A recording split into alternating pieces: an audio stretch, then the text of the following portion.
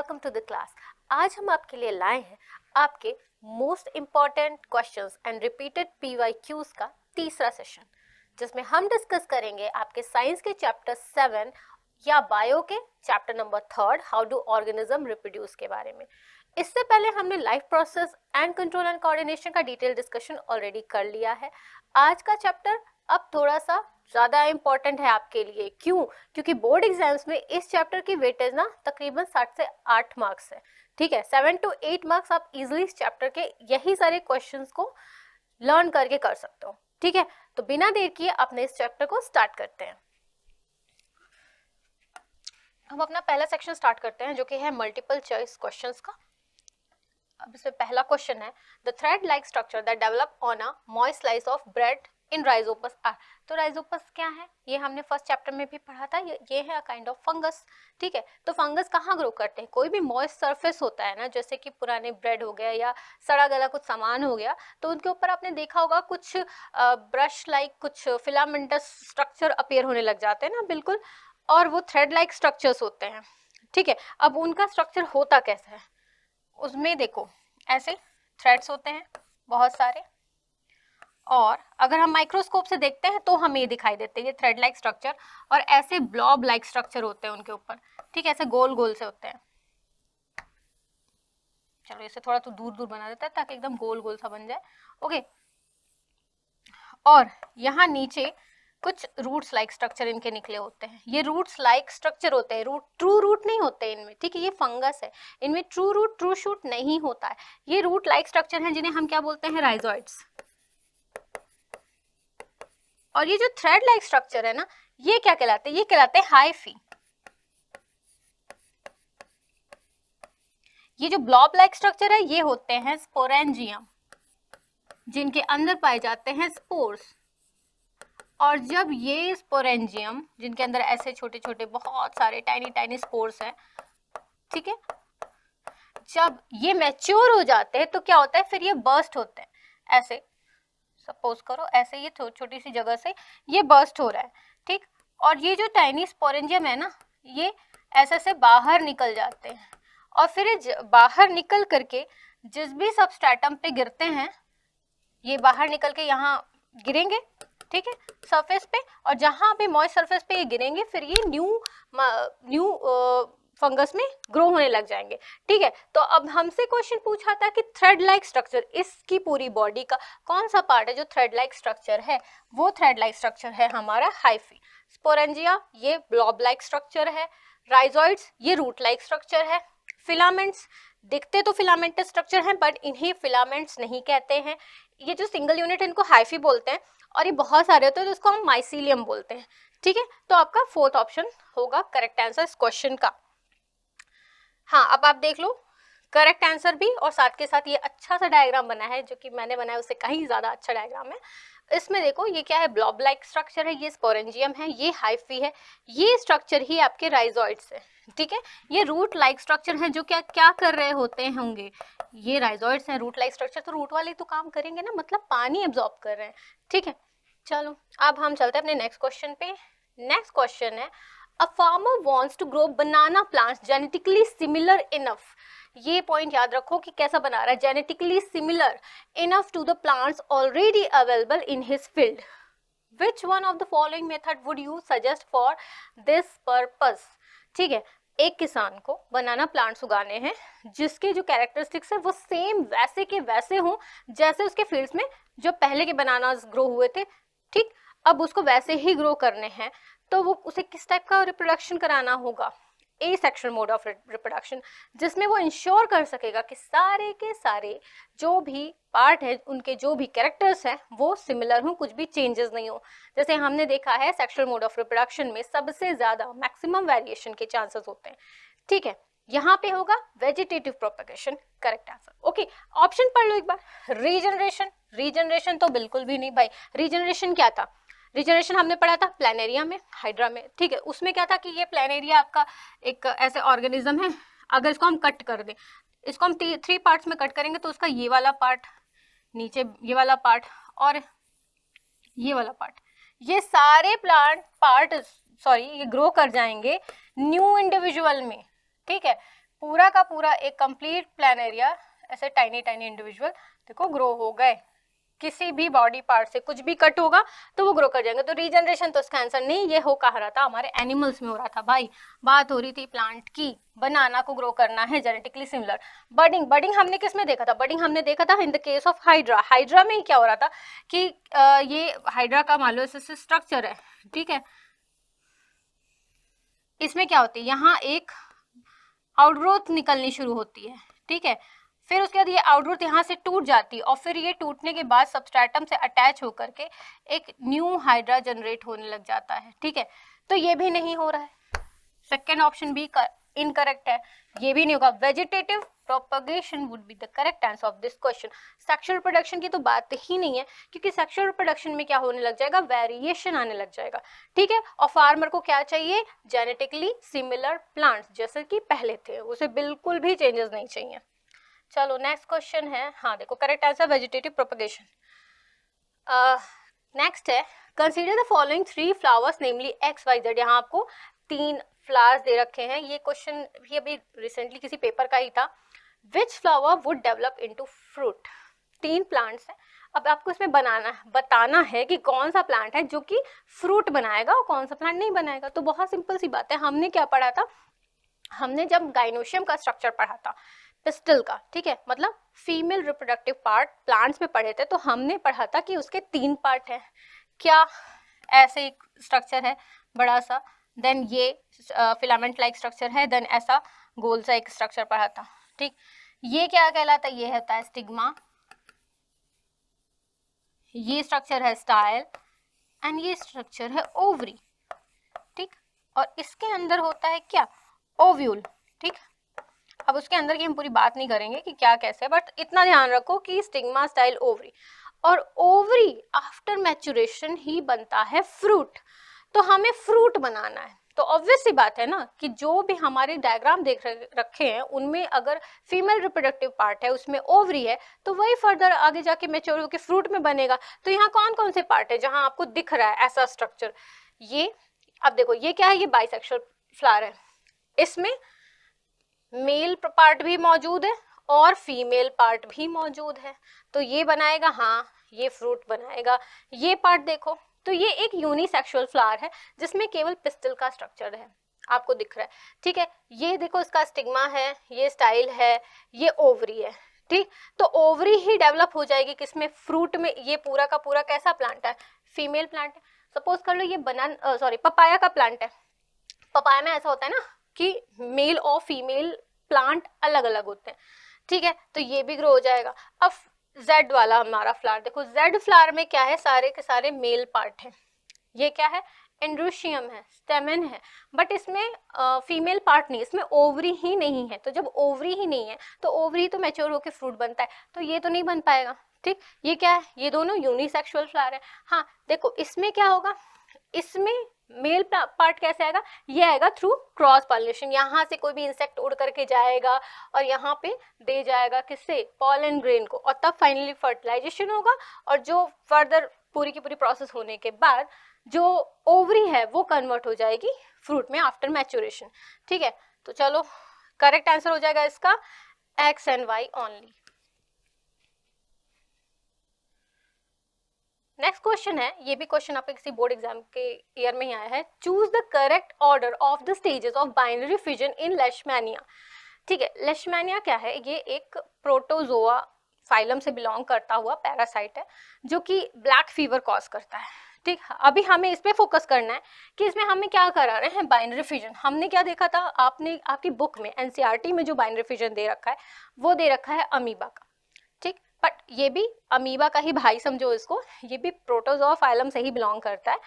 इसमें देखो कि किस तरह से बाइनरी फिजन हो रहा है। अब कोई भी फिजन हो रहा होता है ना, तो इसमें सिंपली ये समझो कि काइंड ऑफ सेल डिवीजन है, बहुत सिंपल चीज है, सेल डिवीजन है। सेल डिवीजन में होने में सबसे पहले क्या होगा, न्यूक्लियस बढ़ेगी, सबसे पहले न्यूक्लियस का डिवीजन होगा जिसको क्या बोलते हैं, karyokinesis. Karyokinesis followed by cytokinesis. Karyokinesis होगा, सबसे पहले न्यूक्लियस डिवाइड होगी, उसके बाद सेल डिवाइड होगी, ठीक। तो अब इस पूरी पिक्चर में देखो, सबसे पहला एक नॉर्मल है, नॉर्मल सेल है आपकी लेशमैनिया का, तो फर्स्ट वाला तो पहले ही आएगा, पहला सीक्वेंस। फिर अब देखो कैरियोकाइनेसिस किस में हो रहा है। अब देखो ये न्यूक्लियस है, ये तो न्यूक्लियस दो दो हो गए, तो दो हैं और दूर दूर है, तो नहीं, पहले तो देखो न्यूक्लियस दोनों पास में होंगे ना, पास में डिवाइड होकर फिर दूर जाएगा, तो हमारा कौन सा स्टेप है, थर्ड स्टेप है। फिर कौन सा स्टेप है हमारा, सेकेंड वाला, ठीक। सेकेंड स्टेप है कि जब ये न्यूक्लियस दोनों दूर दूर भी हो गए। अच्छा, फर्स्ट थर्ड सेकेंड समझ में आया। अब देखो, अब nucleokinesis sorry karyokinesis followed by cytokinesis. Karyokinesis हो गया, अब क्या होगा, साइटोकाइनेसिस, मतलब अब सेल डिवाइड होगी। तो यहाँ देखो सेल तो पहले ही डिवाइड होके बड़ी दूर दूर है, थोड़ा सा ही पार्ट टच में है यहाँ पे, तो ये तो नहीं ठीक लग रहा है। उससे बेटर ये वाला ऑप्शन नहीं है कि देखो अभी सेल लग रहा है कि इसे डिवाइड होना स्टार्ट हो रही है, धीरे धीरे धीरे डिवाइड होगी, एक न्यूक्लियस इधर आ जाएगा, एक न्यूक्लियस इधर आ जाएगा, जो ये वाली कंडीशन है। तो मतलब पहले की कंडीशन ये है, तो फिफ्थ ये एंड देन फोर्थ ये, तो कौन सा हमारा सीक्वेंस फॉलो कर रहा है इसको, first third second fifth and fourth. ये हमारा फर्स्ट सेकेंड ये नहीं है, फर्स्ट थर्ड फिफ्थ ये भी नहीं है, फर्स्ट थर्ड सेकेंड, ये सी ऑप्शन इसका करेक्ट आंसर है, हाँ सी। Then next question है, the bacterial and viral infection that may be caused due to unsafe sex respectively are, ठीक है। तो जो ये बहुत इंपॉर्टेंट है आपका टॉपिक, आपके how do organism reproduce chapter का। इसमें देखो दो टाइप के डिजीजेस हैं, एक डिजीज फैलती हैं वायरल इन्फेक्शन के थ्रू, दूसरी डिजीज फैलती है बैक्टीरियल इन्फेक्शन के थ्रू। तो पहले ऑप्शन देख लो, देखो पहला आपका ऑप्शन देखा है वॉर्ड्स का और HIV एड्स का, ठीक। अब वॉर्ड्स ये फैलता किससे है, पहले तो पता होना चाहिए ना, हमें पहले पूछा है एक बैक्टीरियल वाली डिजीज बतानी है फिर वायरल, तो ऐसा कॉम्बो तो नहीं है। ये वॉर्ड्स फैलता है HPV ह्यूमन पैपिलोमा वायरस से, ये भी वायरस से, ये भी वायरस से। HIV क्या है, ह्यूमन इम्यूनो डेफिशिएंसी वायरस, ये क्या करता है, ह्यूमन की इम्यूनिटी पे अटैक करता है। जैसे देखो हम अभी नॉर्मल कोई भी जगह पर हैं, बहुत सारे बैक्टीरिया बहुत सारे वायरसेस हैं, वो क्या है अटैक कर रहे हैं, बट क्योंकि आपका इम्यूनाइजेशन कराया गया है बचपन से आता, आपको बहुत सारे क्या वैक्सीनेशन हो रखे हैं, आपके टीके लगे हैं, तो उससे क्या होता है आपके अंदर एक इम्यूनिटी डेवलप हो चुकी है। कुछ इम्यूनिटी बाय बर्थ भी होती है, कुछ एक्वायर्ड इम्यूनिटी होती है, खैर वो तो बात की बात है, लेकिन ये इम्यूनिटी होना बहुत जरूरी है, क्योंकि अभी भी आपकी सराउंडिंग में बहुत सारे बैक्टीरिया वायरस हैं जिससे आपको अपनी बॉडी को बचाना है।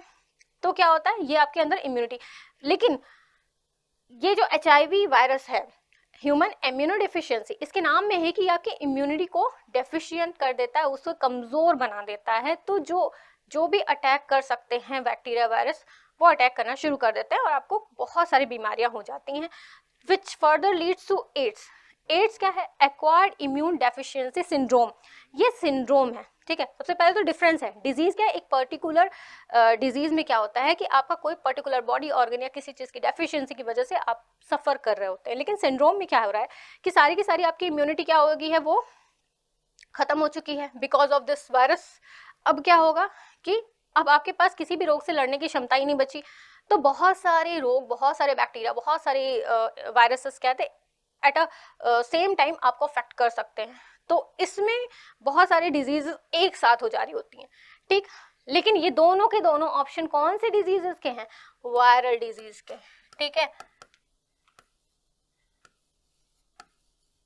तो ये तो करेक्ट आंसर नहीं हुआ, ये तो गलत हो गया। अब है गोनोरिया एंड सिफिलिस, ठीक है। गोनोरिया एंड सिफिलिस में क्या है कि ये दोनों ही बैक्टीरियल डिजीजेस हैं, ठीक है। ये होता है हमें निसेरिया गोनोरी नाम के बैक्टीरियम की वजह से, ठीक। ये देखो एन गोनोरी, ये पूरा का पूरा नाम है, इसको मैंने यहीं पे शॉर्ट फॉर्म में जल्दी से कर दिया। सिफिलिस है, सिफिलिस भी एक बैक्टीरिया से होता है जिसका नाम है ट्रैपोनामा पैलिडम,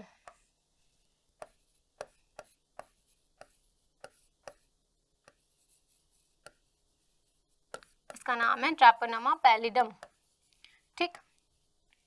अब ये भी क्या है, ये भी बैक्टीरियल डिजीज है। हमें बताना क्या था, हमें बताना है एक बैक्टीरियल और एक वायरस वाली डिजीज। वैसे आपके कोर्स में यही 4 डिजीज दे रखी है, तो पेपर अब बनेगा तो इसी तरह का बनेगा। तो आपको बस ये याद रख लेना है कि इनको जो वेक्टर है या जो इनको जो वायरस है या बैक्टीरिया है जो इस डिजीज को फैलाते हैं, सबसे पहले तो आपको ये दोनों डिजीज याद कर लेनी है वायरल डिजीज के अंदर, और ये दोनों डिजीज याद कर लेनी है बैक्टीरियल डिजीज के अंदर, ठीक है। फिर आपको इसके सिम्टम्स थोड़े से पढ़ लेने हैं और उससे क्या हो रहा है कैसे हो रहा है, ओके, अब इस क्वेश्चन के अकॉर्डिंग पहली बैक्टीरियल दूसरी वायरल इन्फेक्शन वाली डिजीज है, हमने पढ़ लिया। 2 वायरल वाली कौन है, 2 बैक्टीरियल वाली कौन है। अब यहाँ देख लो HIV एड्स एंड वार्ड्स, ये देखो ये तो उसी को क्या है थोड़ा सा रीअरेंज करके लिख दिया है। पहले HIV एड्स से वार्ड्स, दोनों की दोनों वायरल डिजीज हैं, ये भी करेक्ट आंसर नहीं है। सिफिलिस एंड वार्ड्स, हाँ ये करेक्ट आंसर है। सिफिलिस कौन सी बैक्टीरियल डिजीज है एंड वार्ड्स कौन सी है, ये human papilloma virus viral disease है। ठीक है, तो ये करेक्ट आंसर हो जाएगा इस क्वेश्चन का। चलो हम नेक्स्ट क्वेश्चन पे चलते हैं। फ्रूट इज फॉर्म फ्रॉम, अभी हमने देखा था पूरा का पूरा गाइनोशियम का स्ट्रक्चर बनाया था, स्टिग्मा स्टाइल ओवरी, और ओवरी ही क्या हो रही थी आफ्टर फर्टिलाइजेशन, जब ओवरी मैच्योर होती, मतलब फर्दर क्या होता है, जो ओव्यूल होता है वो सीड में कन्वर्ट हो जाता है, ओवरी होती है फ्रूट में कन्वर्ट हो जाती है। ठीक, तो ये हमारा करेक्ट आंसर है। स्टेमन देखो ये भी झड़ जाता है, स्टिग्मा भी झड़ जाता है, ओव्यूल क्या बना लेगा, ये बनाएगा सीड। ठीक है, और फ्रूट क्या बनाएगी, ओवरी। हाँ ये देखो बहुत अच्छा सा स्ट्रक्चर दे रखा है इस डायग्राम में, इस फोटो में। इसको थोड़ा सा शिफ्ट करके देख लेते हैं अच्छे से, ये ज़्यादा अच्छा है। ये देखो ये है आपका पूरा का पूरा गाइनोशियम, एक पिस्टल है। पिस्टल का पार्ट क्या है, stigma, style and ovary. Ovary के अंदर क्या है, ये है ओव्यूल। ठीक है, ये ओव्यूल है जो कि फर्दर आफ्टर मैचुरेशन ये बनाएगा सीड्स, ओवरी बनाएगा फ्रूट एंड स्टाइल स्टिग्मा। बाकी जितने भी पार्ट हैं, ये हो गया, ये सब पेटल्स हो गए, पेटल्स जो कि करोला है। ठीक, ये सेपल्स हैं, कैलेक्स, पेडिस, सबके सब पार्ट क्या हो जाएंगे ना, ये झड़ के गिर जाएंगे आफ्टर मैचुरेशन। ओके, चलो नेक्स्ट पार्ट देखते हैं। IUCD स्टैंड्स फॉर, IUCD क्या है, IUCD का फुल फॉर्म देख लो, ये है इंट्रा यूटेराइन कॉन्ट्रासेप्टिव डिवाइस। ये क्या है, इंट्रा यूटेराइन कॉन्ट्रासेप्टिव डिवाइस। जैसे कि कॉपर टी, कॉपर टी क्या होता है, ये यूट्रस में इंसर्ट कर दिया जाता है और ये कहीं ना कहीं एक ब्लॉकेज काइंड ऑफ क्रिएट करता है स्पर्म के लिए, ताकि फर्दर फर्टिलाइजेशन ना हो और प्रेगनेंसी ना हो पाए। ठीक है, तो क्या ये वेजिटेटिव प्रोपेगेशन का पार्ट है, नहीं भाई, वेजिटेटिव प्रोपेगेशन तो हमने प्लांट्स में पढ़ा था कि अदर देन फ्लावर कोई और पार्ट क्या कर रहा है, वो नया प्लांट बना दे रहा है, तो वो वेजिटेटिव प्रोपेगेशन में आ रहा है। कॉन्ट्रासेप्शन, हाँ देखो नाम में ही आ रहा है, इंट्रा यूटेराइन कॉन्ट्रासेप्टिव डिवाइस। तो ये क्या है, ये होता है कॉन्ट्रासेप्शंस के लिए, इंक्रीजिंग फर्टिलिटी नहीं, अवॉइड मिसकैरेज बिल्कुल भी नहीं। ठीक, चलो सेकंड ऑप्शन करेक्ट मिल गया है, ये सेकंड ऑप्शन टिक कर दो। नेक्स्ट हम देखते हैं, unisexual flower contains, unisexual flower, uni means what, one, single. ठीक है, सेक्सुअल मीन्स कोई भी जेंडर। ठीक, तो इसमें क्या हो, मतलब एक ही जेंडर होगा, जैसे हमारे पपाया प्लांट में था ना, अभी मैंने बताया था एग्जांपल में आपको। तो या तो इसमें केवल पिस्टल होगा या केवल स्टेमन होंगे, मतलब केवल एंड्रोशियम हो या केवल गाइनोशियम हो, तो वो क्या होंगे, हमारे यूनिसेक्सुअल फ्लावर होंगे। बोथ नहीं, ये क्या हो जाएंगे, बाइसेक्सुअल। ओनली स्टेमन, ठीक है ओनली स्टेमन भी हो सकता है, लेकिन देखो बेटर ऑप्शन है, हमें दोनों तो चाहिए, क्योंकि क्या है फर्टिलाइजेशन कराना है आगे। तो ओनली स्टेमन ओनली कार्पल नहीं, either stamen or carpel would be the correct answer of this question. ठीक, नेक्स्ट क्वेश्चन है, which of the following is not a vegetative propagule। तो वेजिटेटिव प्रोपेग्यूल में कौन कौन से पार्ट आते हैं, all the parts other than flower। Flower का जो है पार्ट वो बनेगा ही, वो फ्लावर है ही क्या, प्लांट का सेक्सुअल रिप्रोडक्शन वाला पूरा का पूरा पार्ट। अब उसमें अगर पिस्टिल है तो मतलब क्या है, फीमेल रिप्रोडक्टिव पार्ट है, और अगर उसमें स्टेमन्स है तो वो मेल रिप्रोडक्टिव पार्ट है, दोनों है, बाइसेक्सुअल फ्लावर है। ठीक, हमें बात करनी है वेजिटेटिव प्रोपेग्यूल की। Vegetative propagule other than flower में क्या क्या पार्ट्स है, रूट्स है वो भी है, स्टेम है वो भी हमें बताना है, नॉट क्या नहीं है वेजिटेटिव प्रोपेग्यूल, लीफ नहीं। ठीक है, अब जैसे रूट में देखो बहुत सारी ऐसी होती हैं चीज़ें जो रूट से ग्रो हो जा रही होती हैं। ठीक, बहुत सारे स्टेम से बन रही होती है, बहुत सारे लूफ, like in the case of bryophyllum. Bryophyllum में क्या होती है, नॉचेस होती है, वो गिरती है जमीन पे और फिर न्यू प्लांट जनरेट हो जाता है। स्टेम क्या है, जैसे हमारा पोटैटो, आलू में देखा होगा ना, ऐसे आई लाइक स्ट्रक्चर्स रहते हैं, उनसे न्यू प्लांट ग्रो हो जाता है। ठीक है, तो इस क्वेश्चन का आंसर क्या है, सीड। सीड क्यों, सीड क्यों, क्योंकि मैंने बोला ना all the parts other than flower, flower में ही क्या था, स्टिग्मा स्टाइल ओवरी, ओवरी के अंदर क्या था, ओव्यूल, और ओव्यूल ही तो फर्दर मैच्योरेशन में सीड बनता है, ठीक है, तो ये वेजिटेटिव प्रोपेगुल का पार्ट नहीं है, ठीक। चलो नेक्स्ट क्वेश्चन है, सॉरी जल्दी बढ़ गया आगे, कोई बात नहीं। Match the level parts of the given figure with the correct option. तो यहाँ पे आपको एक फोटो दे रखी है, अब आपको बताना है कि इसके जितने पार्ट्स दे रखे हैं, ठीक है, ये क्या क्या है। चलो ठीक है, इसको आइडेंटिफाई करते हैं। अब देखो ए क्या है, ए ही तो ओवरी है, इसी पे तो पूरी पूरी बात हो रखी थी अभी 2 क्वेश्चंस में, ठीक। सी क्या है, सी देखो ये ऊपर का जो पार्ट है ना, जहां पे आके पॉलन ग्रेन गिरता है वो होता है स्टिग्मा, लेकिन स्टिग्मा से थोड़ा सा नीचे लेवलिंग दे रखी है, तो मतलब ये है स्टाइल, ओके। फिर दे रखा है बी, बी क्या है, बी वाला जो पार्ट हमको लग रहा है ये है थैलेमस, जहां पे पूरा का पूरा जो फ्लावर है ना, वो फ्लावर के सारे पार्ट्स वहीं पे अरेंज होते हैं। थैलेमस मतलब एक सीट लाइक स्ट्रक्चर होता है, जैसे आप कुर्सी पे बैठते हो ना, उसी तरह से समझो कि इनकी ये चेयर है और उस पे सारे के सारे जो पार्ट्स है फ्लावर के वो आराम से बैठे हुए हैं, ठीक। ये हमारा ए हो गया, बी हो गया, सी हो गया। डी क्या है, अब ये देखो जो जब बर्ड होती है ना, तो मतलब कोई भी कली होती है फूल की, तो क्या होता है जब वो ब्लूम नहीं करी होती, पूरी तरह से खिली नहीं होती, तो उसे उसे प्रोटेक्शन के लिए देखा होगा ग्रीन लीफी स्ट्रक्चर होता है, वो क्या कहलाता है, वो सेपल्स होता है, कैलिक्स, ठीक। तो ये जो ये वाला पार्ट, अच्छा इसकी लेबलिंग दे भी नहीं रखी, कोई बात है हमें करनी भी नहीं है, ये क्या होगा, ये कैलिक्स है। डी वाला पार्ट है, डी वाला एक्चुअली क्या होता है ना, ये थोड़ा सा कलरफुल पार्ट होता है, इसको थोड़ा सा रंगीन बना देते हैं ताकि थोड़ा आपको ध्यान रहे कि अच्छा ये बनाया क्या होगा, ऑब्वियसली जो, और ये बड़ा भी है देखो साइज में। ये क्या है, ये है पेटल्स, पेटल्स भी लिख सकते हो आप, कोरोला लिख दो तो ज्यादा अच्छा ना, साइंटिफिक लगेगा, आपको लगेगा वाह बढ़िया नाम लिखा मैंने, कोरोला। जो नीचे वाला स्ट्रक्चर है ना, ये होता है ग्रीन ग्रीन सा, ये जो जो कली होती है ना उसको ऐसे कवर करके रखता है, ये होता है कैलिक्स, ठीक है। चलो बढ़िया, वैसे ये पूछा भी नहीं था, हमें जो पूछा गया था वो उसके बारे में बात करते हैं। ये ई है, ई का देखो स्ट्रक्चर, ये नहीं देख रखा है पूरा स्टेमन, मेल रिप्रोडक्टिव पार्ट में भी ऊपर का पार्ट ये दे रखा है, तो ये कौन सा पार्ट होता है, ये होता है एंथर, और जो ये ऐसा थ्रेड लाइक स्ट्रक्चर होता है ये होता है फिलामेंट।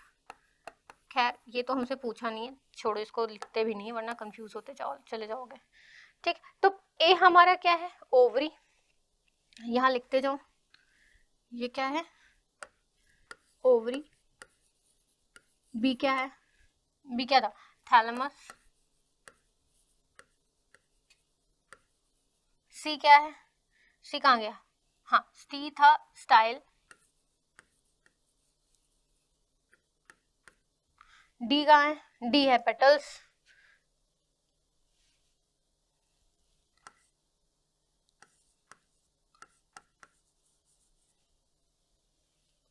एंड ई, ई क्या दिया, एंथर।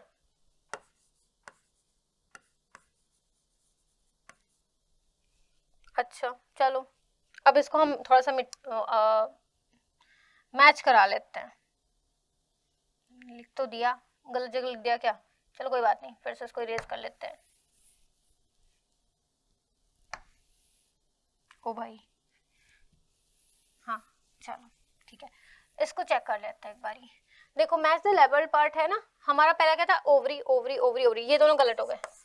फिर दूसरा क्या है, थैलेमस थैलेमस थैलेमस, तो दोनों में आ रहा है। अब आगे देखते हैं, सी क्या है, स्टाइल, सी स्टाइल है हमारा, यही सही हो जाएगा। यहाँ पे तो फिलामेंट, 3 ऑप्शन एलिमिनेशन के थ्रू भी अलग है। अच्छा देखो यहाँ पे एक कंफ्यूजन सी हो रही है कि जो डी पार्ट है, मैंने बताया पेटल जो कि कलरफुल, जो कि मैंने कलर करके बता भी दिया, अब इसकी लेवलिंग में थोड़ी सी गड़बड़ लग रही है। ये इन्होंने सेपल बताया, सेपल क्या होता है, कैलेक्स का पार्ट होता है, मतलब जो ग्रीन वाला नहीं होता मैंने कि बर्ड को कवर करता है, तो ग्रीन कलर के पार्ट है। आई गेस इसमें थोड़ी सी एरो बनाने में थोड़ी सी कंफ्यूजन हो गई होगी, प्रिंटिंग मिस्टेक है, बट क्योंकि यही हमें पेपर मिला, मतलब यही क्वेश्चन इस तरह से मिला, तो इसे ही प्रिंट कराना पड़ गया, इसे ही टाइप करवाना पड़ गया।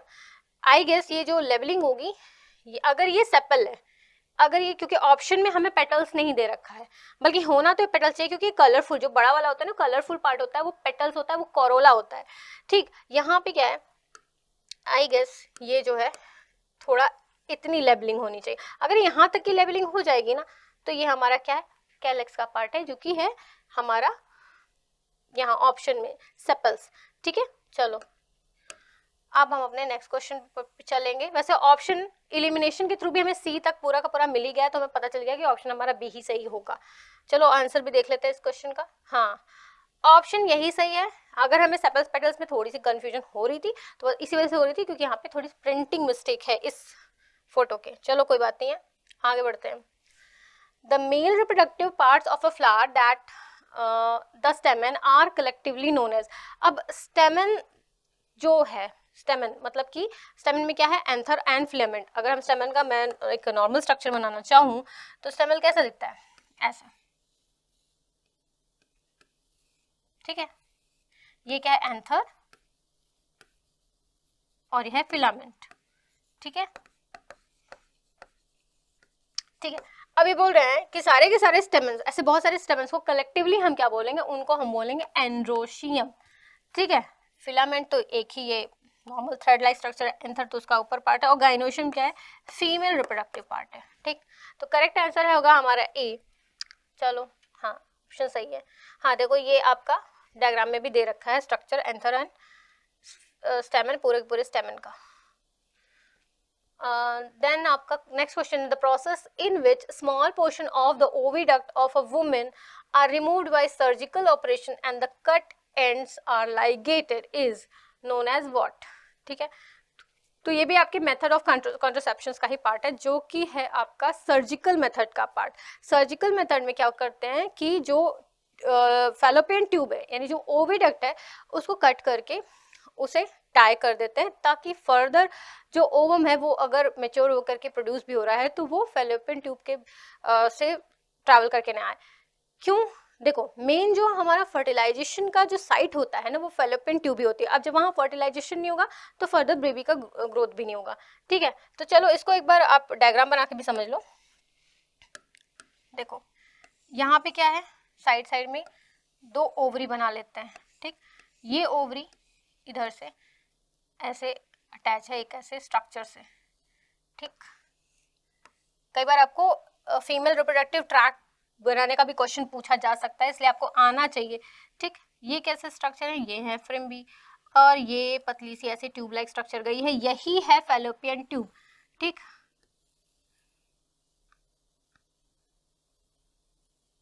चलो अब ये क्या है, इंटरनल स्ट्रक्चर है। ओके, हमें बात करनी है इस फैलोपियन ट्यूब के बारे में। चलो इसकी लेवलिंग भी कर देते हैं एक बारी। ये क्या है, ओवरी है। ठीक, ओवरी में क्या होगा, ओवोसाइट फॉर्मेशन होगा। ओवोसाइट फॉर्मेशन मतलब कि जो एग है, एग सेल वो मैच्योर होगी। यहाँ पे वो मैच्योर, आफ्टर मैच्योरेशन वो यहाँ पहुंचेगी फ्रिम्बी के थ्रू। वो अंदर क्या होता है ना, सिलिएटेड एपिथेलियम होते हैं फैलोपियन ट्यूब के अंदर, जो कि क्या होते हैं उसका ऐसे अपने तो पुश करते करते करते करते यहाँ पे लेकर आते हैं।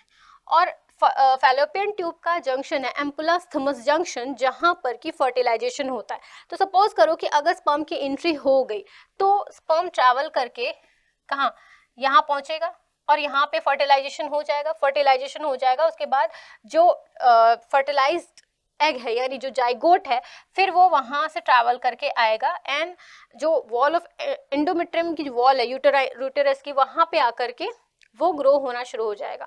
ठीक है, पर यहाँ पे बात हो जा रही है कि अगर ये एरिया ही कट कर दिया जाए, ठीक, यहाँ पे अगर ये फैलोपियन ट्यूब भी कट कर दिया गया है, कट करके क्या किया गया है, यहाँ पे इसको ऐसे बांध दिया गया। ठीक है, ये कट हो गया। अब अगर ओवर मैच्योर हो भी गया तो ये अपना पूरा का पूरा पाथ फॉलो नहीं कर पा रहा ना, ये यहाँ तक पहुंच ही नहीं पाएगा। फिर अगर स्पर्म की एंट्री अगर हो भी रही है तो फर्दर फर्टिलाइजेशन नहीं हो पाएगा। ठीक, तो इस प्रोसेस को क्या बोलते हैं, इस प्रोसेस को बोलते हैं ट्यूबेक्टोमी।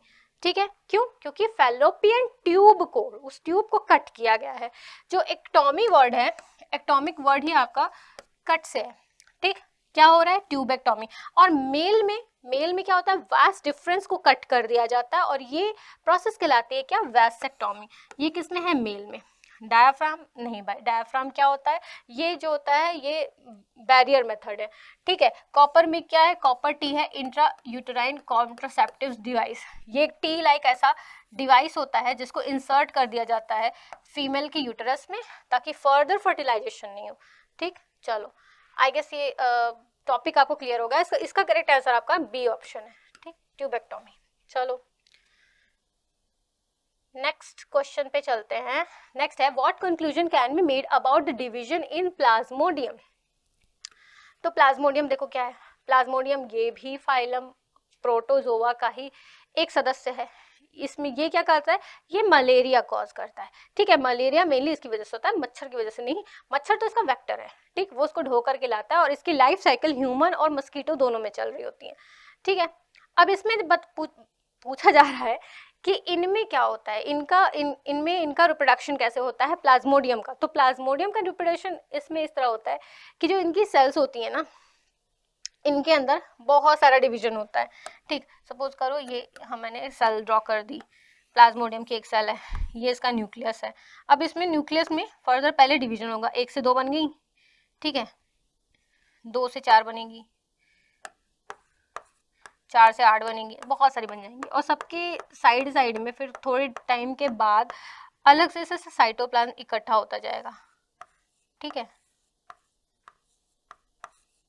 मतलब पहले कैरियोकाइनेसिस था, multiple karyokinesis followed by cytokinesis. Further क्या होगा, ये सारे के सारे जो छोटे छोटे से है ना, ये मीरोजोइट्स ऐसे बाहर निकल जाएंगे, तो बहुत सारे ऐसे प्लाज्मोडियम सेल जो हैं बनती चली जाएंगी, ठीक। अब ऑप्शन पढ़ लेते हैं, हमको समझ में आएगा कि क्या हो रहा था कि पहले क्या हुआ, multiple karyokinesis followed by cytokinesis, okay. The cyst repeatedly divide to form many, cyst तो है ही नहीं भाई। सेकेंड है the cell divides multi time giving rise to many daughter cells, हाँ ये करेक्ट लग रहा है। Nucleus repeatedly divides inside the cell to form new daughter, ठीक है। न्यूक्लियस रिपीटेडली डिवाइड तो है बट फिर सेल भी तो डिवाइड हो रही है, तो ये पूरा नहीं, थोड़ा इनकम्प्लीट है, क्योंकि देखो सेल डिवाइड में आपका ऑटोमेटिकली ही न्यूक्लियस का डिवीजन भी आ जाएगा, फिर सेल डिवीजन होगा, ये भी नहीं है। सिस्ट एंड लार्जेस्ट, सिस्ट तो बना ही नहीं भाई, चलो हटाओ। क्या ऑप्शन सही है हमारा, बी ऑप्शन है इसका करेक्ट आंसर। आप इसको देख लो, जो हमारा मल्टीपल फिजन प्लाज्मोडियम में भी है कि देखो ये मल्टीपल फिजन जो इसका एक स्टेज है, इसको शाइजोन स्टेज कहते हैं, ये आप आगे की क्लास में पढ़ोगे, अभी के लिए परेशान मत हो। अभी आप समझो कि इसकी सिंगल सेल है ये, ठीक। इसमें क्या हो रहे हैं, बहुत सारी डॉटर न्यूक्लियाई ऐसे डिवाइड हो जा रही हैं, फिर उन डॉटर न्यूक्लियाई में के चारों तरफ क्या हो रहा है, साइटोप्लाज्म इकट्ठा हो जा रहा है, मतलब एक तरह से सेल भी डिवाइड हो जा रही है पूरी तरह से। और जब ये पूरा का पूरा डिवीजन हो जाता है तो जो आउटर मोस्ट वॉल है ना, वो क्या होती है, डिवाइड हो जाती है, वो रैप्चर हो जाती है, रैप्चरिंग ऑफ शाइजोन वॉल एंड मीरोजॉइड्स, मतलब जो इसके छोटे छोटे बच्चे हैं वो बाहर निकल जाते हैं, ठीक है। This is how it reproduce, ठीक।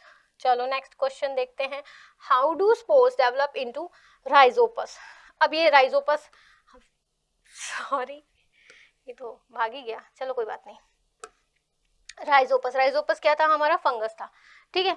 फंगस में क्या हो रहता है, फंगस में स्पोरेंजिया फॉर्मेशन होता है, और स्पोरेंजिया फॉर्मेशन के अंदर ही तो क्या होते हैं स्पोर्स, जो कि हमने फर्स्ट स्लाइड में देखा था कि स्पोरेंजिया है, हाइफी है, राइजोइड्स है, और वो स्पोरेंजिया के अंदर का जो मटेरियल है वो कंटिन्यूसली डिवाइड होता है इनटू स्पोर्स, और जब वो पूरा डिवाइड होकर भर जाता है ना तो अचानक से फूटता है, फिर वो जो स्पोर्स है वो गिरता है किसी मॉइस्ट सॉइल पर या किसी मॉइस्ट कंटेंट पर, तो फर्दर वहाँ ग्रो होकर के न्यू फंगल माइसीलियम बनाना स्टार्ट कर देते हैं, ठीक।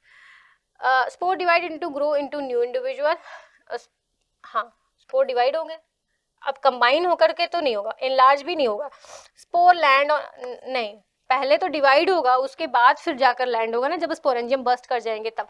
तो पहले ही हमारा ऑप्शन सही है, spore divide and grow into a new individual. देखो ये वही वाला डायग्राम है, स्पोरेंजियम के अंदर स्पोर है, मल्टीपल डिवीजन होगा, उसके बाद ये बस्ट कर जाएगी, ये फट जाएगी, तो यहाँ से बाहर निकल के स्पोर्स लैंड कर जाएंगे मॉइस्ट सरफेस पे, और फिर ग्रो होगा एक न्यू इंडिविजुअल। चलो अब हमारा दूसरा सेक्शन स्टार्ट हो गया है, assertion and reason type of questions का। इसको करने की विधि जान लो, मेथड यही है कि आप सिंपली ट्रू एंड फॉल्स की तरह से दोनों के दोनों क्वेश्चंस सॉल्व करोगे। अगर दोनों में से कोई भी एक फॉल्स निकल जाता है तो बहुत अच्छी बात है, कोई हेडेक वाली चीज़ नहीं है। आपका असर्शन ट्रू है रीजन फॉल्स है तो ये, असर्शन फॉल्स है, रीजन ट्रू है तो ये। दिक्कत तब आती है जब दोनों के दोनों स्टेटमेंट सही हो, क्योंकि फिर आपको देखना होता है कि इनमें रिलेशन क्या है। अगर दोनों स्टेटमेंट सही हैं, ठीक, दोनों स्टेटमेंट सही हैं और रीजन अच्छे से एक्सप्लेन कर रहा है आपके असर्शन के स्टेटमेंट को, तो ए ऑप्शन है। और दोनों स्टेटमेंट सही हैं बट दोनों का दूर दूर से कोई लेना देना नहीं, एक दूसरे से कोई वास्ता नहीं है, तो बी ऑप्शन सही हो जाता है। चलो क्वेश्चन देखते हैं। पहला क्वेश्चन है, testis in human males are located outside the abdominal cavity in scrotum. हाँ, ये स्टेटमेंट सही है कि जो टेस्टिस होता है ह्यूमंस मेल में एक थैलस लाइक स्ट्रक्चर होता है, जो कि क्या है, स्क्रोटम, वो बॉडी से बाहर होता है। क्यों होता है? देखो, नॉर्मल ह्यूमन टेम्परेचर की बात करें तो वो 37 डिग्री सेंटीग्रेड होता है। स्क्रोटम के अंदर है टेस्टिस और उसमें क्या होना है, स्पर्म का फॉर्मेशन होना है, जो कि रिक्वायरमेंट है उसको बॉडी टेम्परेचर से तकरीबन 2 से 3 डिग्री कम की, और वो उसको बॉडी से बाहर रहने पे ही प्रोवाइड होगा। ठीक, रीजन है scrotum provides a lower temperature than the normal temperature for sperm formation. तो जो मैंने अभी रीजन बताया वो आपको तुरंत ही मिल भी गया है। तो assertion both the statement are true and reason is the correct explanation of this assertion। तो आपका ऑप्शन ए होगा करेक्ट आंसर। चलो इसका आंसर भी देख लो। हाँ, ऑप्शन ए है सही आंसर। नेक्स्ट क्वेश्चन है, some fruits are seedless and contain empty और non viable seeds। ठीक है, बहुत सारे फ्रूट्स ऐसे होते हैं जो सीडलेस होते हैं ना, जिसमें बीज नहीं होते हैं। जैसे आप बनाना भी खाते हो, या आजकल के टाइम पे तो देखो तो बहुत सारे वाटरमेलन आ रहे हैं। जैसे वाटरमेलन मुझे तो बहुत इरिटेटिंग लगता है कि बहुत सारे उसमें सीड्स होते हैं। ठीक, तो ऐसे भी वाटरमेलन मार्केट में आ गए हैं जिनमें आपको सीडलेस वाटरमेलन मिलेगा, एक भी बीज नहीं रहेगा। ठीक, अब इसका रीजन भी पढ़ लो, they are produce without fertilization. ठीक है, बात दोनों सही है, और ये जो रीजन है ना वो उसे करेक्टली एक्सप्लेन भी कर रहा है। क्योंकि देखो, फर्टिलाइजेशन जब हो रहा था प्लांट्स में तो क्या हो रहा था, ovary will convert into fruit, और जो ओव्यूल था वो आफ्टर मैच्योरेशन बना रहा था सीड, और सब हो रहा था आफ्टर फर्टिलाइजेशन। लेकिन अगर फर्टिलाइजेशन ही नहीं हो रहा और फ्रूट को हमारा डेवलप हो रहा है तो वो कैसे डेवलप होगा? इसी प्रोसेस को पता है क्या बोलते हैं? इस प्रोसेस को बोलते हैं पार्थेनोकार्पी। ठीक है, ऐसा एक वर्ड है।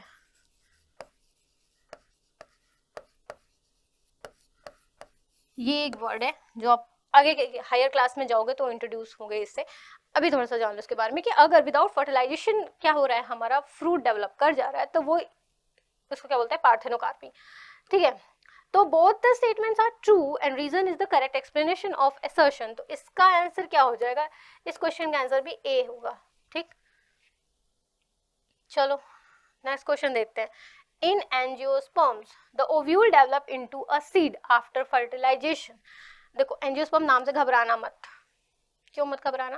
क्योंकि जो प्लांट किंगडम में भी जो जितने टाइप के प्लांट्स हैं ना, वो भी अलग अलग टाइप से डिवाइड किए गए हैं। जैसे आप देखते होगे कि कहीं भी नॉर्मल आप पानी जमा हो देख जाओ तो उसके बाद कुछ टाइम बाद उसमें कुछ ग्रीन ग्रीन सा स्ट्रक्चर दिखने लग जाता है। वो क्या होता है? वो एल्गा होता है। अगर नॉर्मल लेमन लैंग्वेज में बताऊं तो वो उसे काई बोलते हैं। ठीक, लेकिन वो भी अ काइंड ऑफ प्लांट है, उसमें भी फोटोसिंथेसिस हो रही होती है, उनमें भी क्लोरोफिल पिगमेंट पाया जाता है। ठीक है, तो वो भी अ काइंड ऑफ प्लांट है। आप मॉसेस देखते हो, फर्न्स देखते हो, ब्रायोफाइट देखते हो, टेरिडोफाइटा, जिम्नोस्पर्म, बिल्कुल मॉडर्न सब बातों से। इसका आप हायर क्लास में जब जाओगे, या फिर अगर आपने डाइवर्सिटी लिविंग ऑर्गेनिज्म पढ़ा होगा चैप्टर 9th में, तो आप इससे रिलेट कर पा रहे होगे। एंजियोस्पर्म प्लांट में इतना समझो कि इसमें क्या है, ट्रू रूट, ट्रू शूट, ठीक है, ऐसा स्ट्रक्चर होता है। प्लांट बॉडी डिवाइडेड होती है पूरी की पूरी अच्छे से लीव, स्टेम, रूट्स में, और वहाँ पे फ्रूट फॉर्मेशन होता है, ट्रू फ्रूट्स बन रहे होते हैं। ठीक है, और इसमें बताया कि in angiosperm plants the ovule develop, ovule ही तो हमारा क्या बना रहा था, सीड्स बना रहा था। इसमें क्या होता है, after fertilisation, after maturation, ovary बनाती है फ्रूट और ओव्यूल बना रहा होता है सीड्स। ठीक है, ovule develop into seed after fertilisation. सही बात है भाई, सत्यवचन। रीजन है fertilisation is not essential for the development of fruit.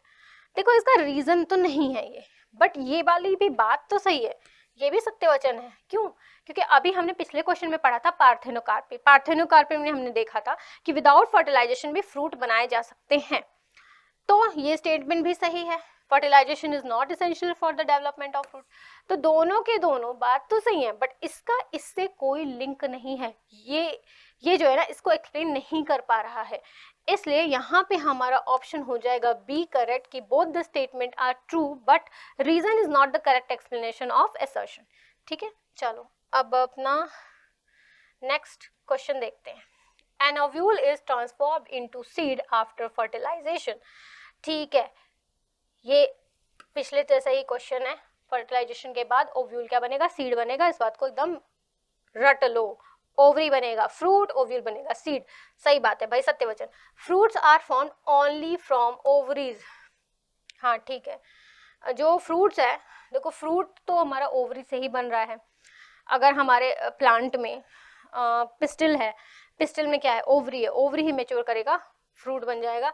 तो यहाँ पे क्या है कि हमारा बोथ स्टेटमेंट क्या है, करेक्ट है, और रीजन जो है ना बहुत करेक्ट एक्सप्लेनेशन नहीं है असर्शन का, तो इसका आंसर देख लेते हैं। आंसर आपको इसका बी ही दे रखा है।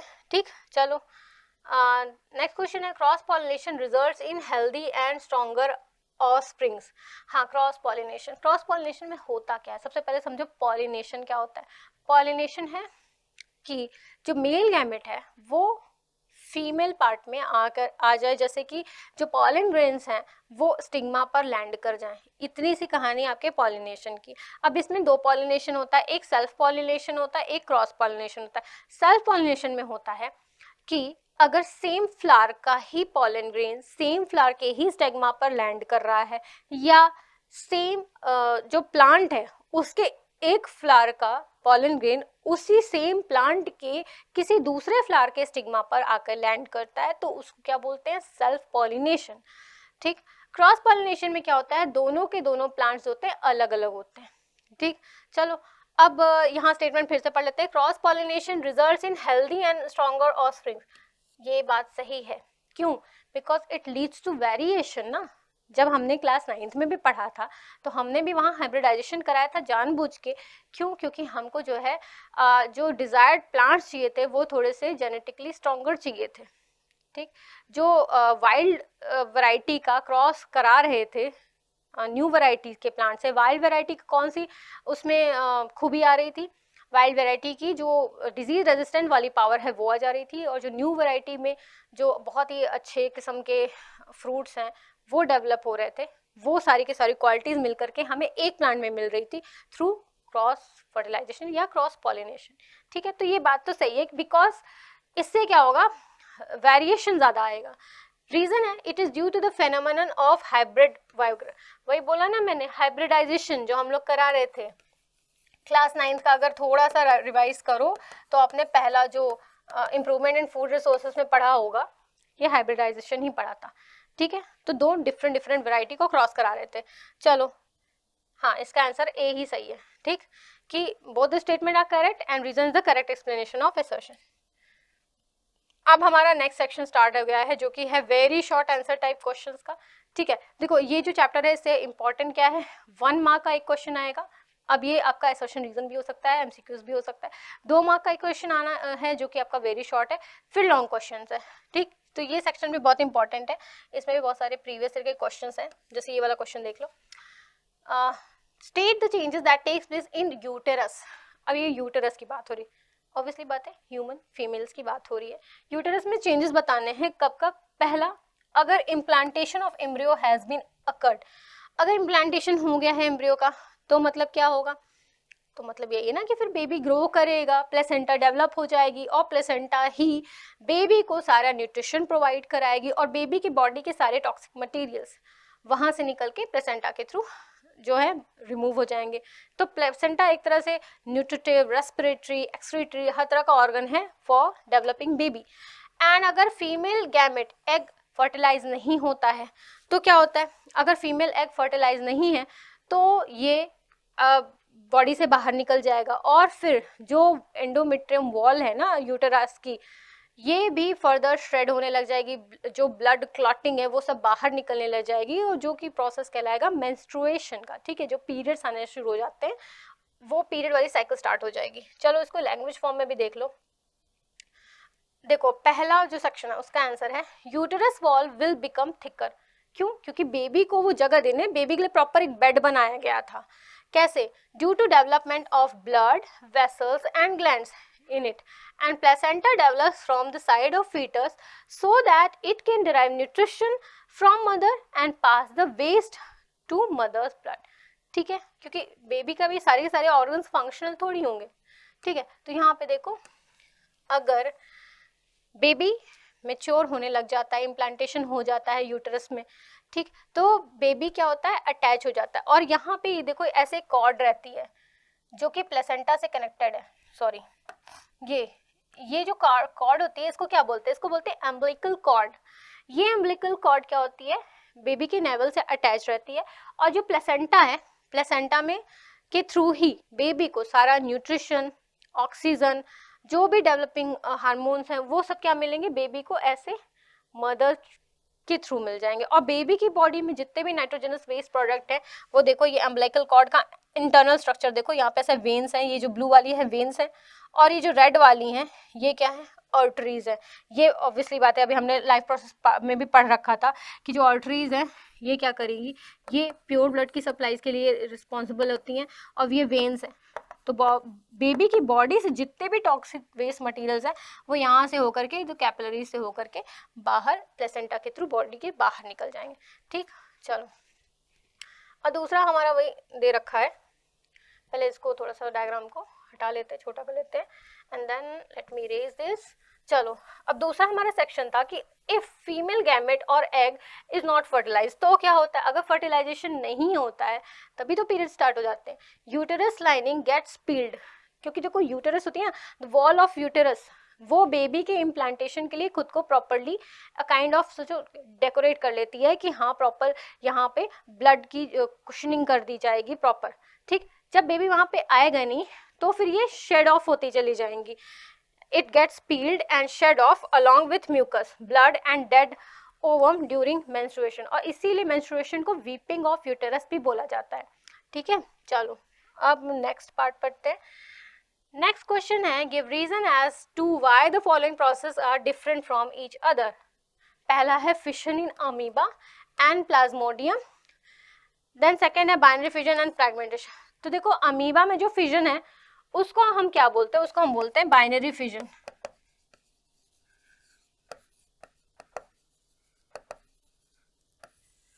और प्लाज्मोडियम में जो फिजन है वो भी फिजन है, बट वो क्या है? Multiple fission.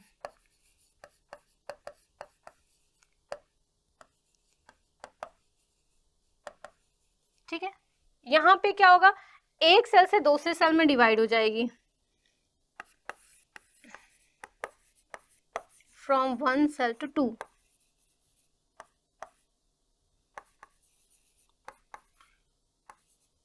और मल्टीपल फिजन में क्या होगा, एक सेल से बहुत सारी सेल में डिवाइड होगी। यहाँ पे क्या होगा, nucleokinesis immediately, sorry karyokinesis followed by cytokinesis, immediately followed by, तुरंत ही, जैसे ही न्यूक्लियस डिवाइड होगा ना उसके तुरंत बाद ही सेल भी डिवाइड कर जाएगी। Karyokinesis immediately followed by cytokinesis.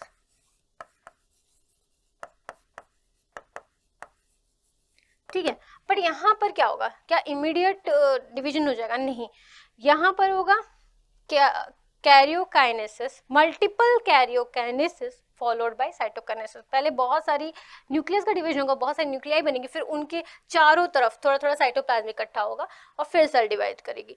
तो यहाँ पे इमीडिएटली नहीं है, यहाँ पे karyokinesis followed by cytokinesis, multiple karyokinesis followed by cytokinesis. अब चलो मैं लिखूंगी नहीं क्योंकि मुझे जल्दी से बाइनरी फिजन एंड फ्रैगमेंटेशन का भी डिफरेंस बताना है। चलो, अब देखो, बाइनरी फिजन हमने पहले क्वेश्चन में देख लिया, किसमें था? अमीबा में था, एक से दो सेल बन रही थी। थोड़ा सा फ्रैगमेंटेशन को देख लेते हैं। फ्रैगमेंटेशन हमने पढ़ा है किसमें? स्पायरोगायरा में। ठीक है, स्पायरोगायरा में ऐसे स्पायरोगायरा की सेल्स है। ठीक है, यहाँ पे क्या है, उसका रिबन शेप्ड ऐसा क्या है, क्लोरोप्लास्ट बना हुआ है। ठीक है, चलो छोड़ो। अब देखो, फ्रैगमेंटेशन में क्या होता है कि अगर स्पायरोगायरा जो कि एक एल्गा है उसकी बॉडी का कोई भी पार्ट ऐसा डिवाइड होगा ना, तो ये सारे के सारे पार्ट जो कि अभी ऐसे डिवाइड हैं, ये एक न्यू फ्रेगमेंट फॉर्म कर लेंगे, ठीक है। ये भी पूरा स्पायरोगैरा बना लेगा, ये भी पूरा स्पायरोगैरा, ये भी पूरा स्पायरोगैरा का फिलामेंट बना लेगा। 3 पार्ट में कट किया तो तीनों ने 3 पार्ट बना लिए, ठीक।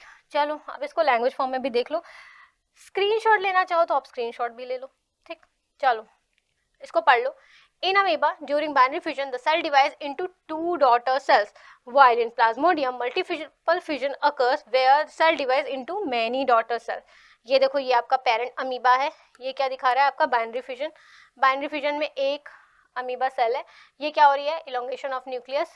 न्यूक्लियस पहले डिवाइड हुआ, karyokinesis immediately followed by cytokinesis, 2 daughter cells में बदल गया, ठीक।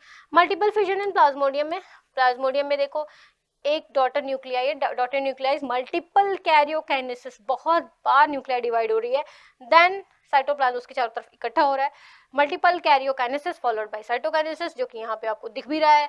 फिर बात आती है आपकी किसकी, फ्रैगमेंटेशन की।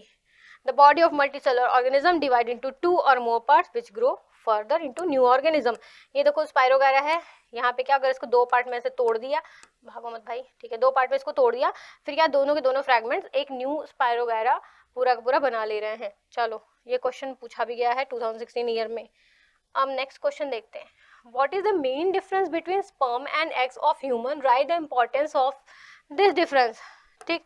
अब आपसे ये डिफरेंस पूछ रहा है किसमें, स्पर्म और एग्स में।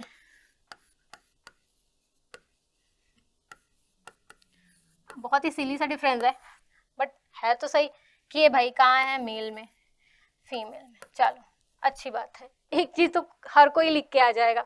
अब स्पर्म का एक और बहुत बड़ा इंपॉर्टेंट फीचर है कि अगर ह्यूमन की बात करें, मेल फीमेल ऐसा करके मत लिखना कि in female the smallest cell is known as sperm. वो क्या होती है, स्पर्म सेल होती है। Sperm cell is the smallest cell in human. अब ह्यूमन में क्या है, मेल और फीमेल दोनों आ गए हैं। अगर कह दोगे कि सॉरी ऐसे नहीं लिखेंगे इसको, बहुत ज़्यादा छोटा हो गया, अच्छे से लिख देते हैं, स्मॉलेस्ट सेल इन ह्यूमन, या मेल लिख दो, ज़्यादा सही है, क्योंकि ये मेल में ही है, ये फीमेल में तो नहीं है, ठीक। और एग की बात करें तो एग क्या होती है, ये लार्जेस्ट सेल होती है फीमेल, ठीक है, largest cell in human. Human में मेल फीमेल दोनों, लेकिन हम बात करें अगर लार्जेस्ट सेल इन मेल में लार्जेस्ट सेल कौन सी होती है फिर, क्योंकि मेल में तो एग फॉर्मेशन हो नहीं रहा है ना, तो मेल में लार्जेस्ट सेल फिर नर्व सेल हो जाएगी, ठीक। खैर हमारा क्वेश्चन यहाँ पर दे रखा है कि इन दोनों में डिफरेंस बताना है, सेल कौन सी बड़ी कौन सी छोटी, ये डिबेट नहीं है। फिर देखो स्पर्म क्या होता है, ये मोटाइल होता है। मोटाइल मतलब क्या होता है, इसमें एक टेल लाइक स्ट्रक्चर होती है, टेल लाइक स्ट्रक्चर होती है, तो ये क्या होता है, मूव कर सकता है। फीमेल क्या होती है, फीमेल में जो ओवम होती है वो क्या होती है, नॉन मोटाइल स्ट्रक्चर होता है, ये मूव नहीं कर सकता।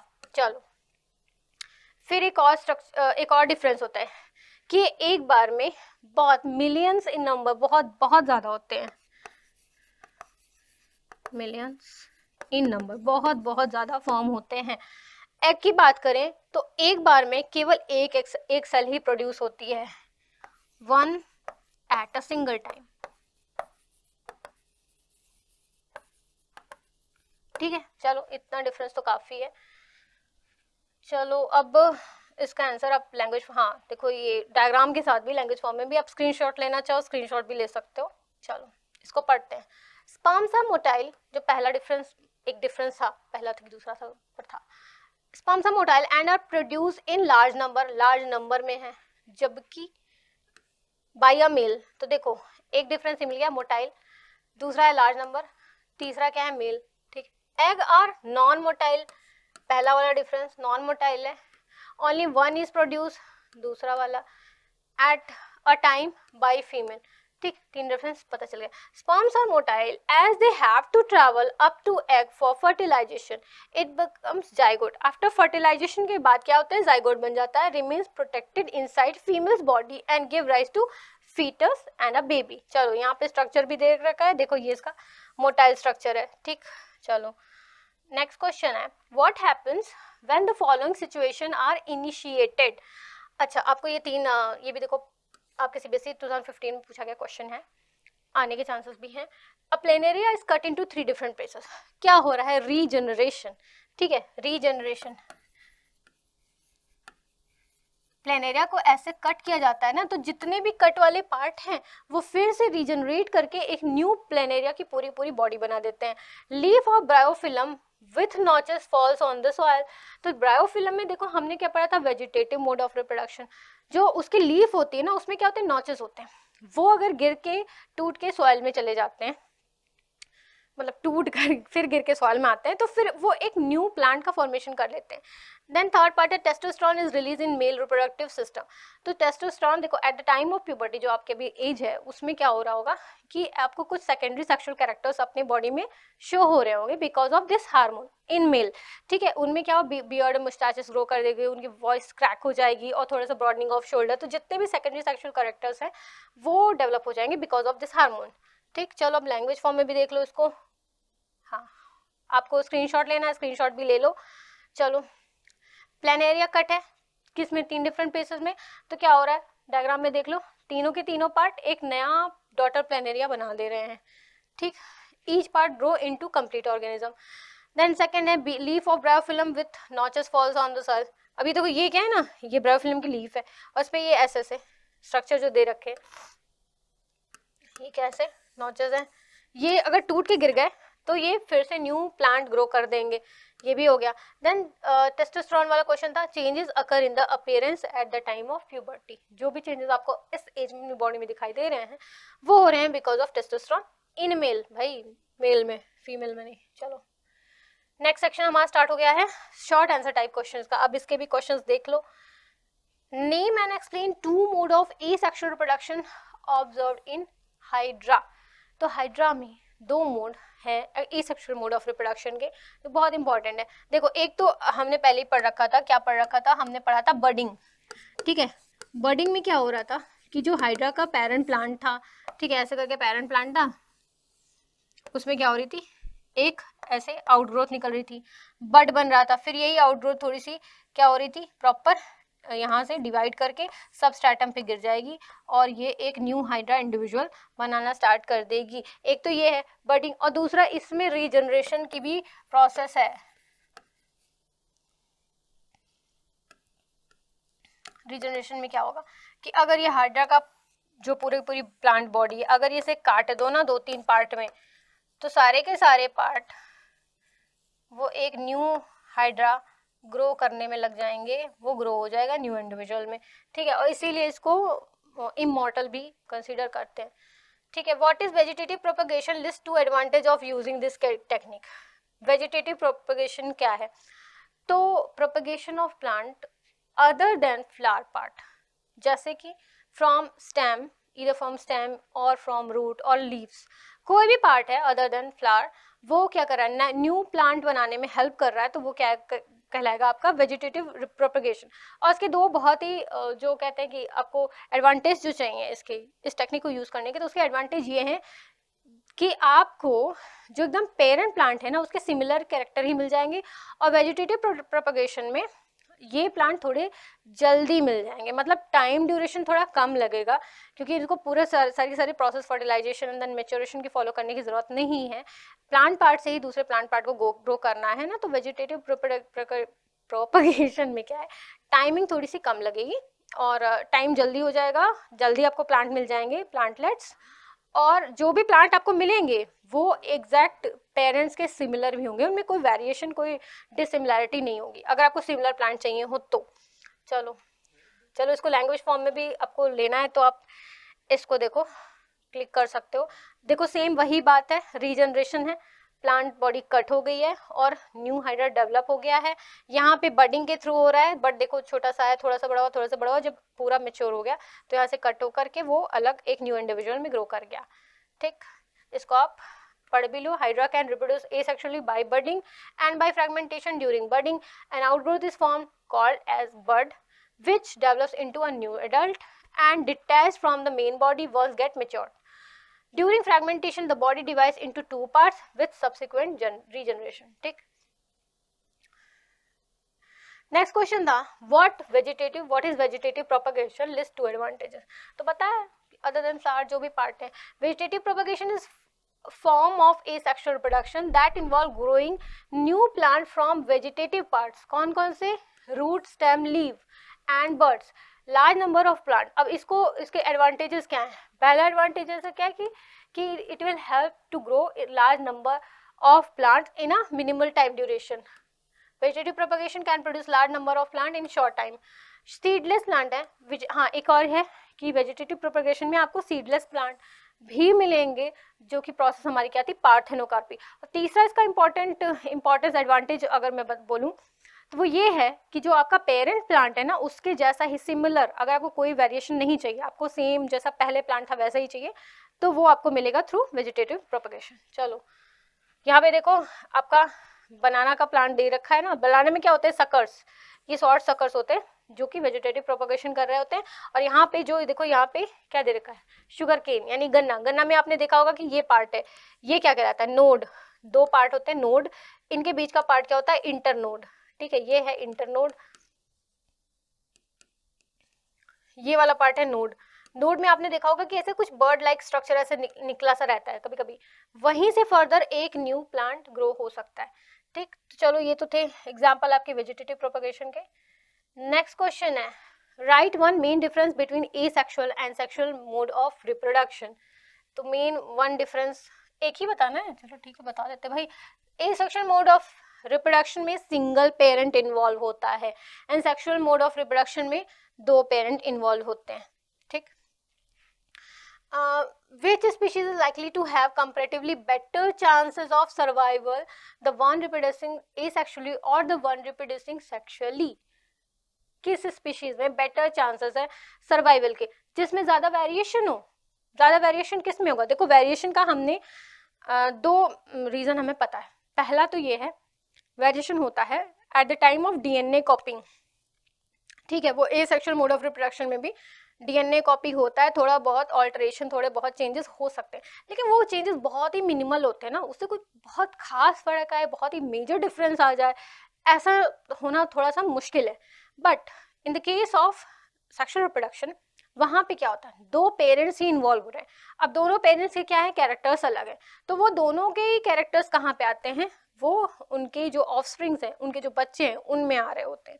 ठीक है, तो वहाँ वेरिएशन के चांसेस ज्यादा हैं। ठीक, तो इनमें जो बेटर ऑप्शन है, बेटर चांसेस ऑफ सर्वाइवल, वो होगा सेक्सुअल मोड ऑफ रिप्रोडक्शन में। ठीक है, give reason to justify your answer. मैंने बता दिया, अब इसे आप लैंग्वेज फॉर्म में भी देख लो, ये भी इंपॉर्टेंट क्वेश्चन है, 2018 में पूछा हुआ है। देखो, asexual reproduction does not involve the fusion of gametes। ये भी एक डिफरेंस है।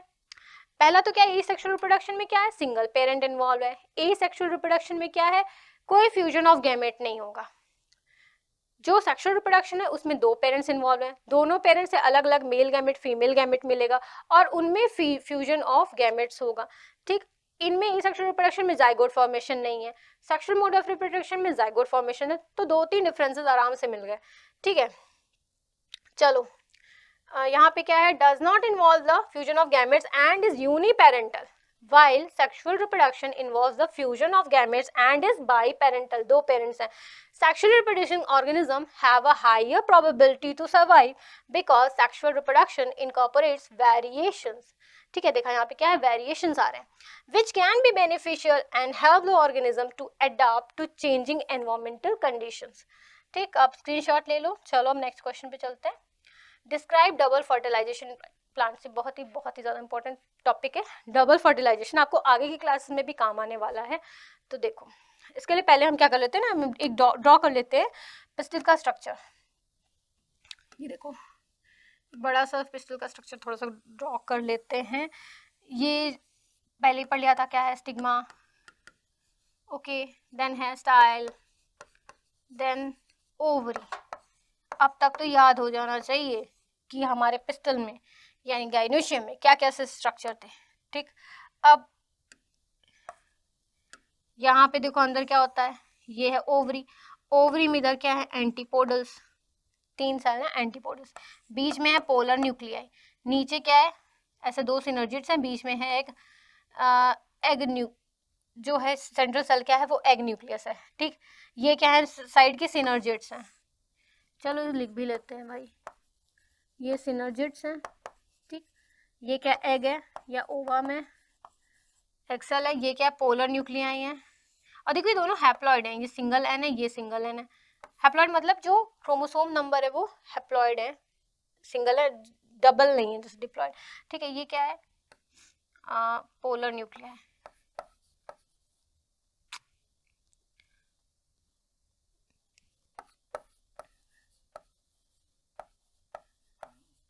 ठीक है, ये क्या है, ये एंटीपोडल्स है। अब इस पे हो जाना कि किसका क्या काम है, जल्दी से इसके बारे में बात कर लेते हैं। Describe double fertilisation. तो पहले देखो पॉलिनेशन होगा। पॉलिनेशन का मतलब क्या है कि मेल गैमेट वो लैंड करेगा कहाँ पे, स्टिग्मा पर, ठीक। अब हम मेल गैमेट बना दे रहे हैं, चलो ब्लू कलर से बना दे रहे हैं, ठीक है। यहाँ पे देखो क्या है, पॉलन ग्रेन्स आकर के गिर गए स्टिग्मा के ऊपर। फिर फर्दर क्या होगा ना कि ये पॉलन ग्रेन क्या है, एक ऐसे पॉलन ट्यूब का फॉर्मेशन कराएंगे, जो कि हमने पढ़ा है अपने सेकेंड चैप्टर में पढ़ा था कीमोट्रोपिज्म में। कीमोट्रोपिज्म में पढ़ा था कि ये मूवमेंट होगा ऐसे, उस टाइम भी मैंने शायद बता रखा है। चलो कीमोट्रोपिज्म होगा और यहाँ पे ऐसे ये पूरी ट्यूब लाइक स्ट्रक्चर बनेगी, जिसको क्या बोलते हैं, पॉलन ट्यूब, ठीक है। ये पॉलन ट्यूब बनेगी और इससे ट्रैवल करके ना दो मेल गैमेट ऐसे ट्रैवल करके पहुंचेंगे, ठीक है। कहाँ पर, यहाँ एक मेल गैमेट क्या करेगा, ये तो जा करके यहाँ पे फ्यूजन कर लेगा, सॉरी चलो बना ही देते हैं, ज्यादा दिक्कत नहीं है। ये समझो ये दो ट्रैवल करके यहाँ पे पहुंच गए। अब एक मेल गैमेट फ्यूजन कर लेगा एग से फ्यूजन कर लेगा, यहाँ पे क्या हो जाएगी, सिनगैमी हो गई, ठीक है। ये फ्यूजन करने के बाद क्या बनाएगा, जाइगोट, और ये जाइगोट फर्दर डेवलप करेगा एम्ब्रियो में, ओके। अब ये देखो दूसरा मेल गैमेट, दूसरे मेल गैमेट का क्या, दूसरा मेल गैमेट एंटर करेगा, ये फ्यूज करेगा किससे, इस पोलर न्यूक्लियाई से, यहाँ पे फ्यूजन होगा, ठीक है। ये फ्यूजन होगा और इसको हम बोलेंगे ट्रिपल फ्यूजन। ट्रिपल फ्यूजन क्यों भाई, ये देखो हैप्लॉइड, 3 हैप्लॉइड स्ट्रक्चर मिल गए ना, और ये बनाएंगे ट्रिप्लॉइड एंडोस्पर्म, ठीक है, जो कि डेवलपिंग एम्ब्रियो के न्यूट्रिशन देने के लिए रिस्पॉन्सिबल है। तो और ये जो पूरी की पूरी प्रोसेस होगी ना, यहाँ देखो 2 बार फर्टिलाइजेशन हो रहा है। पहले मेल गैमेट से फर्टिलाइजेशन हो रहा है एग सेल का, ठीक, जो सिनगैमी है। दूसरे मेल गैमेट से फर्टिलाइजेशन हो रहा है और ट्रिपल फ्यूजन हो रहा है, एंडोस्पर्म फॉर्मेशन हो रहा है। 2 फर्टिलाइजेशन हो रहा है, इसीलिए इसको बोल रहे हैं हम डबल फर्टिलाइजेशन। चलो इसको लैंग्वेज फॉर्म में भी देख लो, स्क्रीनशॉट लेना है स्क्रीनशॉट भी ले लो, यहाँ डायग्राम भी बहुत अच्छा लगा रखा है, ठीक। चलो, in plants one male gamete fuse with the egg to form diploid zygote. This fusion is called what? Is called syngamy. The other male gamete fuse with the two polar nuclei to form triploid primary endosperm nucleus. This fusion is called triple fusion. This mechanism of two act of fertilization occurring in an embryo is called what? Is called double fertilization. ठीक है, यहाँ देखो diagram बहुत अच्छा दे रखा है, इसको और अच्छे से देख लेते हैं एक बार, इससे भी डिस्कस कर लेते हैं, सॉरी, ठीक है। चलो ये देखो, ये क्या है हमारा ओवरी के अंदर का स्ट्रक्चर, ये ओव्यूल है, ये क्या एंटीपोडल्स हैं, एंटीपोडल बीच में क्या है, ये क्या है पोलर न्यूक्लियाई है ना, ये 2 पोलर न्यूक्लियाई हैं, बीच इधर देखो नीचे क्या है सिनर्जिड्स है, और ये बड़ा वाला एक एक्सेल है। ये जब पॉलन ट्यूब फॉर्म होगी, इसमें से एक मेल गैमेट आकर के यहाँ फर्टिलाइजेशन कर लेगा, किससे, एग सेल से। एग सेल से करेगा तो क्या कहेंगे, सिनगैमी। दूसरा मेल गैमेट फर्टिलाइज करेगा जाकर के पोलर न्यूक्लियाई से और बनाएगा एंडोस्पर्म। 2 बार फर्टिलाइजेशन है, इसीलिए इसको बोल रहे हैं हम डबल फर्टिलाइजेशन, ठीक। चलो अब नेक्स्ट सेक्शन है हमारा लॉन्ग आंसर टाइप क्वेश्चन का। ये भी सेक्शन बहुत ही ज्यादा इंपॉर्टेंट है and most probably how do organism reproduce chapter से ना यहाँ से क्वेश्चन आना श्योर है, ठीक। चलो लॉन्ग क्वेश्चन का हमारा पहला क्वेश्चन है, इसका कुछ सब पार्ट्स भी दे रखे हैं। Name the 2 type of pollination and differentiate between them. तो 2 टाइप के पॉलिनेशन हमने क्या पढ़े थे, self pollination and cross pollination. Self pollination में हमने पढ़ा था कि अगर एक ही प्लांट का कोई एक फ्लावर है, उसी का मेल गैमेट उसी के फ्लावर के स्टिग्मा में आ गया सेम फ्लावर में, तो भी सेल्फ पॉलिनेशन है। या एक ही प्लांट का कोई एक फ्लावर का मेल गैमेट उसी प्लांट के किसी दूसरे फ्लावर के फीमेल गैमेट से जाए, मतलब वहां के स्टिग्मा पे लैंड करे, तो वो क्या है, सेल्फ पॉलिनेशन। वो भी सेल्फ पॉलिनेशन है। सेल्फ पॉलिनेशन में क्या है कि कोई देखो, एक तो नीड है कि बाइसेक्सुअल फ्लावर होना चाहिए। क्रॉस पॉलिनेशन में यूनिसेक्सुअल फ्लावर है तब तो क्रॉस पॉलिनेशन ही होगा, लेकिन बाइसेक्सुअल फ्लावर है तो भी बहुत चांसेस हो सकते हैं कि क्रॉस पॉलिनेशन हो सकता है, ठीक। लेकिन सेल्फ पॉलिनेशन में बाइसेक्सुअल फ्लावर की नीड है ही, ठीक। अब दूसरा है कि इनमें बहुत ज़्यादा जरूरत नहीं होती कि नेक्टर प्रोड्यूस हो या पेटल्स बहुत ही कलरफुल हो कि इंसेक्ट को अट्रैक्ट करे और इंसेक्ट एज पॉलिनेटिंग एजेंट आकर के काम करे, नहीं। लेकिन क्रॉस पॉलिनेशन की बात करें तो वहाँ पे नेक्टर प्रोड्यूसिंग सब्सटेंस होनी चाहिए प्लांट में, प्लस जो कलर होता है ना कोरोला का, अट्रैक्टिव होना चाहिए, तभी तो इंसेक्ट अट्रैक्ट होकर के आएंगे और वहाँ से लेकर के जाएंगे पॉलन ग्रेन्स अपने लेग्स में और अपने जो उनके विंग्स वगैरह होते हैं उसमें, ठीक। चलो नेक्स्ट पार्ट है explain post fertilisation changes that occur in ovary of a flower. Post fertilisation, flower में जब फर्टिलाइजेशन हो जाता है तो क्या होगा, फर्टिलाइजेशन होगा, फिर आफ्टर मैचुरेशन ओवरी बनेगी, फ्रूट, ओव्यूल बनेगा, सीड, बाकी अदर पार्ट्स जो होंगे वो झड़ जाएंगे, ठीक। सेपल्स टूट के गिर जाएगी, पेटल्स गिर जाएंगे, एंड्रोशियम का भी पार्ट गिर जाएगा, गाइनोशियम भी, सब कुछ हट जाएगा, और जो ओव्यूल का जो पार्ट होता है ना, आउटर पार्ट, वो सब टेस्टा टेगमेन, वो ठीक है, वो मैच्योर होगा, बाकी नहीं। अब given below is a diagram of a germinating seed, label the parts, give rise to future shoot. तो देखो डायग्राम आपको दे रखा है, ऐसा डायग्राम भी है और लेबलिंग भी आपसे कई बार पूछता है, ये भी शायद प्रीवियस ईयर क्वेश्चन है। तो जो ए पार्ट दिया है ये क्या बना रहा है, फ्यूचर शूट। फ्यूचर शूट क्या बनाता है, प्लूम्यूल, ठीक है, ये हमारा बनेगा ये वाला पार्ट, यानी ए क्या है, प्लूम्यूल, ठीक। नेक्स्ट है give rise to future root system. Root system कौन सा, ये बी, बी क्या है, रेडिकल, ये बनाएगा फ्यूचर रूट। देन सी, ये क्या है, कॉटिलिडन। जैसे आप चना देखा होगा, अगर चना जो स्प्राउट, जो चने को भिगो दो तो बहुत अच्छा सा फूल जाता है ना, मम्मी स्प्राउट्स बनाती होंगी घर में, तो जाने को लो उसको ऐसे खोल के देखो तो दो पार्ट्स निकल के आते हैं ना उसमें, तो उसमें ऐसे दो पार्ट्स होते हैं, वो पार्ट्स क्या होते हैं, कॉटिलिडन। जब तक ये एम्ब्रियो डेवलप हो रहा होता है ना, तब तक ये क्या करते हैं, इसको न्यूट्रिशन प्रोवाइड करते हैं इस पार्ट को, ठीक है। बाद में जब फ्यूचर में ये प्लूम्यूल डेवलप होकर शूट बन जाएगा, ये रेडिकल डेवलप होकर रूट बन जाएगा, तो फिर तो ये फर्दर अपना फंक्शन परफॉर्म करने ही लग जाएंगे, ठीक है। चलो अब पूरे क्वेश्चन को लैंग्वेज फॉर्म में भी देख लो। ए पार्ट हमारा क्या था, दो टाइप के पॉलिनेशन बताना था, उनको डिफरेंस बताना था। Two types of pollination are self pollination and cross pollination. If the pollen lands on the stigma of the same flower, or when the pollen of a flower lands on the stigma of another flower of the same plant, तब ये क्या है, self pollination है, ठीक। When pollen lands on the stigma of a different flower on another plant but of the same species, species same होने चाहिए ना, जैसे हमने देखा हिबिस्कस का ही प्लांट देखा है, तो हमने क्या देखा कि उसमें मेल फीमेल दोनों पार्ट है, ठीक है, बाइसेक्सुअल है। कई बार हम क्या करेंगे कि हम इमैस्कुलेशन करेंगे, अगर हमें क्रॉस कराना है ना, हमें डिफरेंट कलर चाहिए, जैसा आप नेक्स्ट चैप्टर में पढ़ोगे तो आप हेरिडिटी में पढ़ोगे कि इमैस्कुलेशन कराते हैं। इमैस्कुलेशन का मतलब क्या है कि मेल के जो फ्लावर है उसमें से मेल पार्ट क्या होता है उसे निकाल देते हैं। अगर बाइसेक्सुअल प्लांट से मेल के पार्ट सारे निकाल दोगे तो एक तरह से वो यूनिसेक्सुअल पार्ट की तरह ही, प्लांट की तरह ही रिएक्ट करेगा ना, उसमें तो खाली पिस्टल बचा। अब उसमें क्रॉस पॉलिनेशन कराते हैं आर्टिफिशियली, फिर उसका जो भी रिजल्ट आता है वो देखते हैं, ठीक। जो हमको जिस टाइप के फ्लावर चाहिए, जिस टाइप का फ्रूट चाहिए, उसके अकॉर्डिंग ही हम क्रॉस कराते हैं। चलो, when pollen land on the stigma of a different flower on another plant but same species, तो मतलब हम जो ये इमैस्कुलेशन वाला पार्ट करा भी रहे थे ना, वो सेम स्पीशीज में ही करा रहे हैं। चलो, ये क्या है, क्रॉस पॉलिनेशन, ठीक। नेक्स्ट है post fertilisation changes in flower include. चलो, फर्टिलाइजेशन के बाद क्या क्या क्या होता है, फर्टिलाइजेशन हो गया तो दोनों न्यूक्लियाई, एग सेल और वो पॉलन ग्रेन का जो मेल गैमेट है वो मिल गया, और वो क्या बना रहा है, वो बना रहा है जाइगोट। जाइगोट डेवलप करेगा, बनाएगा embryo. Zygote develop into embryo that will develop into future plant obviously. Endosperm क्या करेगा, वो प्रोवाइड करेगा न्यूट्रिशन किसको, एम्ब्रियो को, ठीक। ओवल बनाएगा सीड, ओवरी बनाएगा fruit, outer and inner integument जो बनाएगा ओव्यूल का वो बनाएगा टेस्टा या सीड कोड बनाएगा, ठीक। पेटल्स और सेपल्स क्या हो जाएंगे, झड़ जाएंगे, गिर जाएंगे, फॉल ऑफ। चलो अब इसका थर्ड पार्ट, नहीं नेक्स्ट क्वेश्चन आ गया हमारा, थर्ड पार्ट तो वहीं कर चुके थे।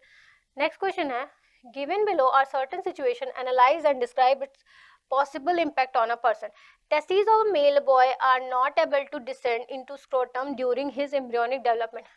तो देखो अगर देखो पहले क्या होता है ना कि टेस्टिस होता जब तक बच्चा बहुत मेच्योर नहीं है, छोटा सा है, तो वो बॉडी में ही रहता है। जब उसे स्पर्म प्रोड्यूस करना रहता है, टेस्टोस्टेरोन प्रोड्यूस करना होता है, तो फिर वो आता है बाहर, ठीक। क्यों आता है? बिकॉज जो हमारा ह्यूमन बॉडी टेम्परेचर है वो normal body temperature 37 degree centigrade है। अगर टेस्टिस अंदर ही रह गया तो यानी टेम्परेचर ज़्यादा ही मिलेगा, जबकि स्पर्म डेवलपमेंट के लिए 2 से 3 डिग्री सेल्सियस टेम्परेचर कम रिक्वायरमेंट होती, तभी तो स्क्रोटल सैक में होता है टेस्टिस, ठीक। तो अगर ये है नहीं बाहर आए, मतलब कि स्पर्म फॉर्मेशन नहीं होगा, ठीक। Vas deferens of the man is plugged, देखो वास्ट डिफरेंस अगर मैन का प्लग्ड है तो मतलब क्या हो रहा है, वैसेक्टोमी कर दी गई है। वैसेक्टोमी मतलब उसको कट एंड लाइगेट कर दिया गया है। तो जो वास्ट डिफरेंस क्या होता है, वो काइंड ऑफ अ पाथवे था फ्रॉम टेस्टिस टू, ये जाता है यूरेथ्रा, पूरा ट्रैवल करके यूरेथ्रा में ही जाता है, ताकि फर्दर आगे जो स्पर्म है वो सीमेन के साथ इन द प्रोसेस ऑफ एजुकेशन निकल सके। तो वास्ट डिफरेंस को कट कर दिया गया, तो फर्दर वो ट्रैवल नहीं करेगा, स्पर्म को पाथ नहीं मिलेगा आगे बढ़ने का। Prostate and seminal vesicles not functional, तो पहले समझ लो ये क्या है, ग्लैंड्स हैं, किसका, मेल रिप्रोडक्टिव पार्ट्स की इंपॉर्टेंट ग्लैंड्स हैं, ठीक है। प्रोस्टेट ग्लैंड्स का काम क्या होता है कि एक अल्कलाइन बफर प्रोवाइड करता है स्पर्म्स को। क्यों? देखो फीमेल यूटेराइन ट्रैक का जो मीडियम होता है वो एसिडिक होता है। एसिडिक क्यों होता है? क्योंकि ताकि इनको कोई बैक्टीरियल इन्फेक्शन ना हो सके, ठीक। अगर ये एसिडिक इन्वायरमेंट में चला गया नॉर्मल स्पर्म सेल, उसमें अल्कलाइन बफर नहीं है, तो क्या होगा, एसिडिक इन्वायरमेंट में चलेगा, वहीं पे जल के खत्म हो जाएगा, आगे फर्टिलाइजेशन की प्रोसेस तो दूर की बात है। जो प्रोस्टेट ग्लैंड है वो सिक्रीट करता है एक अल्कलाइन मीडियम, ठीक है, अल्कलाइन बफर प्रोवाइड करता है, ताकि जो अल्कलाई है वो एसिड से रिएक्ट करके फिर एक न्यूट्रल मीडियम प्रोवाइड करे और स्पर्म वहाँ सर्वाइव कर सके फीमेल यूटेराइन ट्रैक्ट में, ठीक।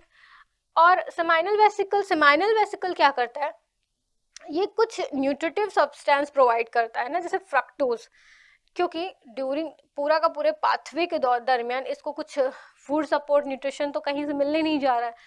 तो जो सेमाइनल वेसिकल्स होते हैं उसके जो सिक्रीशंस हैं उसमें क्या होते हैं, कुछ न्यूट्रिटिव सब्सटेंस होते हैं उसके स्पर्म के लिए, ताकि वहाँ वो सर्वाइव कर सके। उसमें क्या होता है, फ्रक्टोज होता है। Egg is not fertilise in human female, अब एग फर्टिलाइज नहीं होगा ह्यूमन फीमेल में, तो वही जो मंथली साइकिल चलती है मेंस्ट्रुएशन की, एग बॉडी से बाहर निकल जाएगा और जो एंडोमेट्रियम वॉल है, यूटेराइन वॉल है, उसमें जितनी भी ब्लड क्लॉटिंग हो रखी है बेबी के फॉर्मेशन के लिए, बेबी के ग्रो के लिए, वो शेड ऑफ हो जाएगी, वो कट के बाहर निकलने लग जाएगी in the process of menstruation, ठीक। Then placenta does not attach the uterus optimally. Placenta कब बन रहा था, जब देखो बेबी ग्रो कर रहा होता है ना, तो प्लेसेंटा, अभी हमने एक क्वेश्चन में पढ़ा भी था कि प्लेसेंटा क्या होता है, डिस्क-लाइक स्ट्रक्चर होती है जो कि बेबी का रेस्पिरेटरी, एक्सक्रीटरी, न्यूट्रिटिव फंक्शनल के लिए रिस्पॉन्सिबल है। जो बेबी ग्रोइंग बेबी होता है उसको ये सारे के सारे न्यूट्रिएंट्स, ऑक्सीजन, ब्लड सप्लाई, जो जितना भी सब कुछ है ना, जो बेबी को ज़रूरत है उसकी ग्रोथ के लिए रिक्वायरमेंट है, वो प्लेसेंटा से सप्लाई हो रही होती है। साथ के साथ बेबी की बॉडी में जितने नाइट्रोजनस वेस्ट प्रोडक्ट बन रहे होते हैं वो प्लेसेंटा के थ्रू ही बाहर जाते हैं। तो अगर प्लेसेंटा ही फंक्शनल नहीं है तो भाई बहुत खतरे की बात है बच्चे के लिए भी और माँ के लिए भी, कि अब वो बचना थोड़ा मुश्किल है। चलो लैंग्वेज फॉर्म में भी पढ़ लो, स्क्रीनशॉट लेना चाहो तो स्क्रीनशॉट भी ले लो, फिर इसको जल्दी जल्दी से पढ़ के खत्म करते हैं। देखो testis of a male boy are not able to descend, मतलब नीचे नहीं आ रहा है, डिसेंड नहीं कर रहा है इनटू स्क्रोटम, स्क्रोटम में नहीं आया ड्यूरिंग हिज एम्ब्रियोनिक डेवलपमेंट, तो क्या होगा, sperm formation will be adversely affected because it require a lower temperature than the body temperature, मतलब sperm formation नहीं होगा। then the next part था इस क्वेश्चन का, vast difference of a man is plugged, vast difference को क्या करता है, कट करके ligate कर दिया गया, तो क्या होगा, vast difference is passage for transfer of sperm, so sperm will not be transferred further, ठीक। द थर्ड पार्ट है prostate and seminal vesicle are not functional. Answer है when prostate and seminal vesicle are not functional they will not add secretion for what, for nourishment and medium for the transport of sperm, क्योंकि इसे alkaline medium चाहिए रहता है। चलो fourth part है egg is not fertilise in human female. तो क्या होगा, when egg is not fertilise in a human female it lives for about 1 day. एक दिन उसे जिंदा रहना है, फिर उसको क्या करना है, बाहर निकल जाना, मर जाना है। Then the thickened lining of the uterus breaks leading to discharge of blood and mucus along with the unfertilized egg. This is called what? This is called menstruation. ठीक, नेक्स्ट पार्ट है placenta does not attach to the uterus optimally. तो क्या है, उसे nutrition नहीं मिलेगा, baby को nutrition and oxygen will not be provided to the growing embryo affecting its growth which could have serious implications as well. ठीक, चलो next part देखते हैं। नेक्स्ट क्वेश्चन है हमारा, give reason for the following. Reason बताना है, ये 5 statement है। During reproduction inheritance of different protein will lead to altered body design.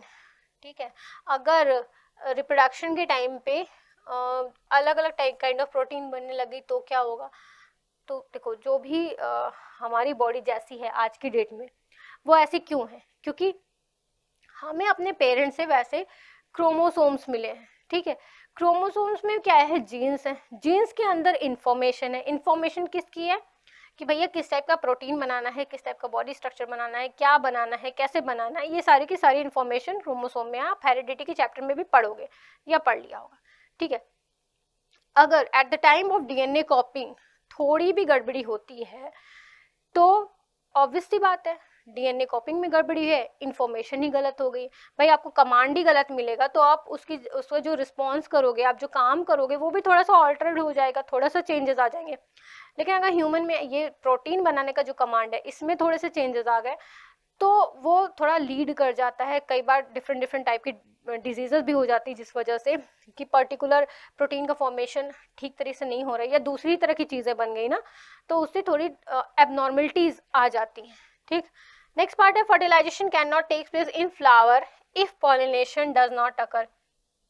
हाँ तो सही बात है, फर्टिलाइजेशन होने के लिए मेल गैमेट का आना जरूरी है और मेल गैमेट आएगा with the process of pollination, फिर चाहे वो सेल्फ पॉलिनेशन हो चाहे क्रॉस पॉलिनेशन हो।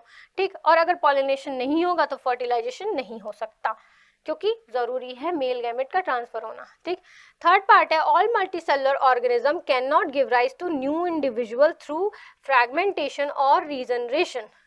सारे के सारे जितने भी मल्टीसेलुलर ऑर्गेनिज्म हैं वो न्यू जनरेशन में न्यू इंडिविजुअल नहीं बना पाते through the process of regeneration. तो देखो रीजनरेशन की जो प्रोसेस है ना ये लोअर ऑर्गेनिजम्स के लिए है। क्यों, क्योंकि उनमें क्या होता है, उनमें बहुत ज़्यादा जो उनका सेल्स है वो डिफरेंट डिफरेंट टाइप में डिवाइडेड नहीं है हमारी तरह। देखो एक सिंगल ऑर्गेनिज्म कैसे बनाता है, यूनिसेलुलर सेल से बनता है। ठीक, बहुत सारे सेल को मिला करके क्या बन रहा होता है, टिश्यू बनता है। बहुत सारे टिश्यू मिला करके क्या बनते हैं, ऑर्गन बनता है। बहुत कुछ ऑर्गन्स मिला करके जो कि पर्टिकुलर फंक्शन करने के लिए रिस्पॉन्सिबल है वो क्या बनाते हैं, वो ऑर्गन सिस्टम बनाते हैं। ठीक, और ऐसे ही बहुत सारे ऑर्गन सिस्टम मिलकर के प्रॉपर एक ऑर्गेनिज्म बना रहे होते हैं। ठीक है, तो ह्यूमंस में अगर मैं बात करूं कि चलो ठीक है अभी भगवान न करे लेकिन अगर ये उंगली कट के अगर कहीं गिरी तो मैं वैसी पूरी बन जाऊंगी। जैसे प्लेनेरिया का केस में था कि एक भी बॉडी पार्ट थोड़ा सा कट गया तो न्यू इंडिविजुअल बन गया फटाक से। हमारे साथ नहीं ऐसा होगा, भैया हम रक्त बीज नहीं है, हमारे में ये प्रोसेस नहीं हो सकती है। क्यों नहीं हो सकती है, क्योंकि हमारे बॉडी में ना डिवीजन ऑफ लेबर है। ठीक है, अगर एक सेल जैसे हल्की सी चोट लग गई, स्किन छिल गई, तो आप देखोगे कुछ दिन के बाद वहाँ की स्किन वैसी की वैसी हो जाती है क्योंकि आसपास के सेल डिवाइड करके वहाँ की मरम्मत करके उसको ठीक कर दे रही होती हैं। ठीक, लेकिन उसमें ये फंक्शन नहीं होता ना कि उसकी उस पार्ट से मतलब उस पर्टिकुलर पार्ट में जो डीएनए जो भी उसमें सब्सटेंस है वो पूरा का पूरा एक इंडिविजुअल ग्रो कर देंगे। बहुत बड़ी बात होती है क्योंकि उसमें उतनी वैरायटी नहीं है। ठीक है, बट मतलब उस पर्टिकुलर पार्ट में, बॉडी पार्ट में, जैसे आरबीसी आप निकालो, किसी का ब्लड निकाल लो, उसे कह दो कि पर्टिकुलर ऑर्गेनिज्म बन जाए, तो नहीं, नॉट पॉसिबल। ठीक है, हम बात करते हैं प्लेनेरिया के। प्लेनेरिया में क्या होता है ना कि जो बॉडी डिजाइन है वो बहुत ही लो लेवल का है, तो उनमें कोई दिक्कत की बात नहीं है। जो उनकी सेल होती है वो डिवाइड करके फर्दर पूरा का पूरा इंडिविजुअल बना लेती हैं। ठीक है, चलो अभी लैंग्वेज फॉर्म में भी देखेंगे, पहले सारे के सारे क्वेश्चन, या फिर वन बाय वन ऐसे ही देख लेते हैं, नहीं तो समझ में नहीं आएगा, कंफ्यूज हो जाओगे। पहला क्वेश्चन पहले करते हैं। During reproduction inheritance of different protein will lead to alter body design. जो पहला क्वेश्चन मैंने एक्सप्लेन करा था, the DNA in the cell nucleus is information source for making proteins. और डीएनए ही एक जनरेशन से दूसरी जनरेशन में पास आउट हो रहा था, जो मैंने बोला था आपको, ठीक। इफ इंफॉर्मेशन इज चेंज, अगर इंफॉर्मेशन थोड़ी सी चेंज हो जा रही है during the process of DNA कॉपिंग, या थोड़ा सा म्यूटेशन हो गया या कुछ भी हो गया, जो भी रीजन है, तो क्या होगा, different proteins will be formed, अलग अलग तरह की प्रोटीन बनने लग जाएंगी। Different proteins will eventually lead to altered body designs, मतलब बॉडी डिजाइन थोड़ी चेंज होने लग जाएंगी। Therefore a basic event in reproduction is the creation of DNA copy. Okay, मतलब जो बेसिक इवेंट होता है वो क्या है, वो डीएनए की कॉपिंग है, वो बहुत ही इंपॉर्टेंट है किसी भी रिप्रोडक्शन में, वेदर इट्स एसेक्सुअल और सेक्सुअल। चलो नेक्स्ट पार्ट जो अभी डिस्कस कर रहे थे, fertilisation can not take place in flowers if pollination does not occur. Pollination नहीं है, सेल्फ पॉलिनेशन हो, क्रॉस पॉलिनेशन हो, बट पॉलिनेशन होना ही चाहिए। Flower fertilization require both male and female gamete. If pollination does not occur, it means male gametes is also not available. Hence fertilization cannot take place. चलो अब third part था हमारा, all multicellular organism cannot give rise to new individual through fragmentation or regeneration. सारे के सारे multicellular organism, especially जो higher organisms है ना, जैसे हम लोग हैं, हम लोग mammals में हैं, ठीक है, एवीज है, बर्ड्स है, रेप्टाइल्स में एक केस देखने को मिलता है क्या जैसे लिजर्ड्स में आपने देखा होगा कि जब उसकी पूंछ कट जाती है किसी भी रीजन से, कई बार वो खुद ही निकाल के भागती है बचने के लिए अपने शिकारी से, तो क्या होता है फिर उनमें न्यू टेल का फॉर्मेशन होने लग जाता है, ठीक। बट जो हायर ऑर्गेनिज्म हमारी तरह मैमल्स में, हमें पॉसिबल नहीं कि अगर बॉडी का कोई एक पार्ट कट के गिर जाए तो फिर से ग्रो हो करके, किसी का हाथ कटा है तो फिर से ग्रो हो करके हाथ बन जाए, ये पॉसिबल नहीं है। क्यों नहीं पॉसिबल है, यहाँ देखो, complex organism have organ system level of organisation, ठीक। all the organ system of their body work together as an interconnected unit. They can regenerate their lost body parts such as skin, muscle, blood, etc. जैसे मैंने बोला ना कि अगर skin में से छिल जाए, चोट लगती होगी खेलते वक्त, तो स्किन रीजनरेट होगी, बट पूरा का पूरा नया बंदा निकल के आ जाए ये पॉसिबल नहीं है, ठीक है। However, they cannot give rise to new individual through regeneration, ऐसा नहीं होगा। चलो नेक्स्ट पार्ट देखते हैं। Vegetative propagation is practised for growing only some type of plants. कुछ ही प्लांट्स में वेजिटेटिव प्रोपगेशन हो रहा होता है। Vegetative propagation is performed in the plants which do not have viable seeds और seed which are dominant. Okay, plants which have desirable superior traits are also vegetatively propagated because it results in producing identical plants. ठीक है, तो देखो vegetative propagation में क्या हो रहा है कि कुछ ही प्लांट्स हैं जिनमें हो रहा है, मतलब उनके जो वेजिटेटिव पार्ट्स है वो बना रहे हैं। जैसे हमने देखा था in the case of potato, आलू में क्या होता है, ट्यूबर लाइक स्ट्रक्चर होता है, आई लाइक स्ट्रक्चर्स निकले होते हैं, उनसे ग्रो हो गया। शुगर केन में हमने देख लिया, इनमें क्या होता है, सीड्स नहीं पाई जाती, ठीक। अब इसका लास्ट पार्ट पढ़ लो इस क्वेश्चन का। The parents and offspring of organism reproducing sexually have the same number of chromosome. ये भी बहुत इंपॉर्टेंट क्वेश्चन है। अब सेम नंबर ऑफ क्रोमोसोम क्यों होते हैं, बिकॉज इनमें जो न्यू इंडिविजुअल फॉर्म हो रहा होता है ये फॉर्म होता है by the fusion of gametes. और गैमेट्स किनसे बनते हैं, गैमेट्स बनते हैं मियोसिस प्रोसेस के दरमियान, जिनमें एक सेल से, एक डिप्लॉयड सेल से 4 हैप्लॉयड सेल बनती है। अब एक हैप्लॉयड सेट आपको मिला किससे, अपनी मदर से, एक हैप्लॉयड सेट ऑफ क्रोमोसोम आपको मिला किससे, अपने फादर से, दोनों मिल गए, फ्यूजन हुआ तो डिप्लॉयड सेट ऑफ क्रोमोसोम हो गया, ठीक है। In the case of human 46 chromosome, we have 46 number of chromosome, ठीक। 23 आपको मिले अपनी मदर से, 23 मिले अपने फादर से। सोचो यही अगर आपको 46 अपनी मदर से मिल रहे होते, 46 आपको फादर से मिल रहे होते, तब तो 92 क्रोमोसोम हो जाते आपके अंदर, आप इंसान नहीं कुछ और ही बन जाते, ठीक। तो यहाँ पे क्या होता है, इंश्योरिटी होती है कि जो क्रोमोसोम नंबर है वो सिमिलर ही होना चाहिए। और वो होता क्यों है, because of the process of meiosis division during gamete formation. और फर्दर गैमेट का क्या होता है, फ्यूजन होता है, और फिर new zygote, new individual form होता है, जिनमें सेम नंबर क्रोमोसोम होते हैं। पढ़ लो, gametes of sexually reproducing animals have half the number of chromosome as that of the parents, thus during fertilization when two gametes, that is male and female gametes, fuse, the offsprings produced will have the same amount of DNA or the same number of chromosomes as that of the parents। चलो ठीक है, next question करते हैं। Next question में यहाँ पे आपको कुछ पार्ट्स दिए हैं। पहला आपको डायग्राम है दे रखा है जिसमें कि आपको लेबलिंग करनी है, ठीक है, कुछ पार्ट दे रखे हैं। और नेक्स्ट पार्ट है where are testes located in human male and why. तो पिछले क्वेश्चन में हमने इसको समझ लिया था कि वो स्क्रोटम में होते हैं, और होते इसलिए हैं क्योंकि जो नॉर्मल ह्यूमन बॉडी टेम्परेचर है उससे थोड़ा कम टेम्परेचर चाहिए होता है टेस्टी स्पर्म के डेवलपमेंट के लिए, ठीक है, इसलिए टेस्टिस थोड़े बाहर होते हैं स्क्रोटम में। State two function of testis, तो दो फंक्शन क्या है, देखो टेस्टिस एक काइंड ऑफ मिक्स ग्लैंड है और इसको हेट्रोक्राइन ग्लैंड भी कहा जाता है। क्यों? क्योंकि इसका जो एक्सोक्राइन पार्ट है ना वो क्या करेगा, एक्सोक्राइन पार्ट वो बनाएगा स्पर्म, यानी स्पर्म फॉर्मेशन करेगा, और जिसका एंडोक्राइन पार्ट है वो करेगा टेस्टोस्टेरोन नाम के हार्मोन का सिक्रेशन, ठीक है, वो टेस्टोस्टेरोन हार्मोन को बनाएगा जो कि मेल में सेकेंडरी सेक्सुअल कैरेक्टर्स के लिए रिस्पॉन्सिबल है, ठीक। तो ये दो फंक्शन हो गए इसके, sperm formation and testosterone formation, ठीक। चलो नेक्स्ट है इन human female one of the ovaries releases an egg every month, ठीक है। देखो ह्यूमन फीमेल में क्या है ना, दोनों साइड में एक एक ओवरी है और एक मंथ में एक ही ओवरी एग प्रोड्यूस कर रही होती है। अब आपको दो दिए गए हैं स्टेटमेंट्स कि state the changes that takes place if, पहली कंडीशन है द एग इज फर्टिलाइज, तो एग फर्टिलाइज होगा तो ऑब्वियसली बेबी फॉर्म होगा, मतलब जाइगोट बनेगा, पहले फर्टिलाइजेशन होगा, फर्टिलाइजेशन में जाइगोट फॉर्म होगा, जाइगोट फर्दर एम्ब्रियो बनेगा, एम्ब्रियो से एम्ब्रियोनिक डेवलपमेंट होगा, फीटस डेवलपमेंट होगा, फर्दर बेबी मैच्योर होगा और मतलब एक बेबी का बर्थ होगा, अगर एग फर्टिलाइज है तो।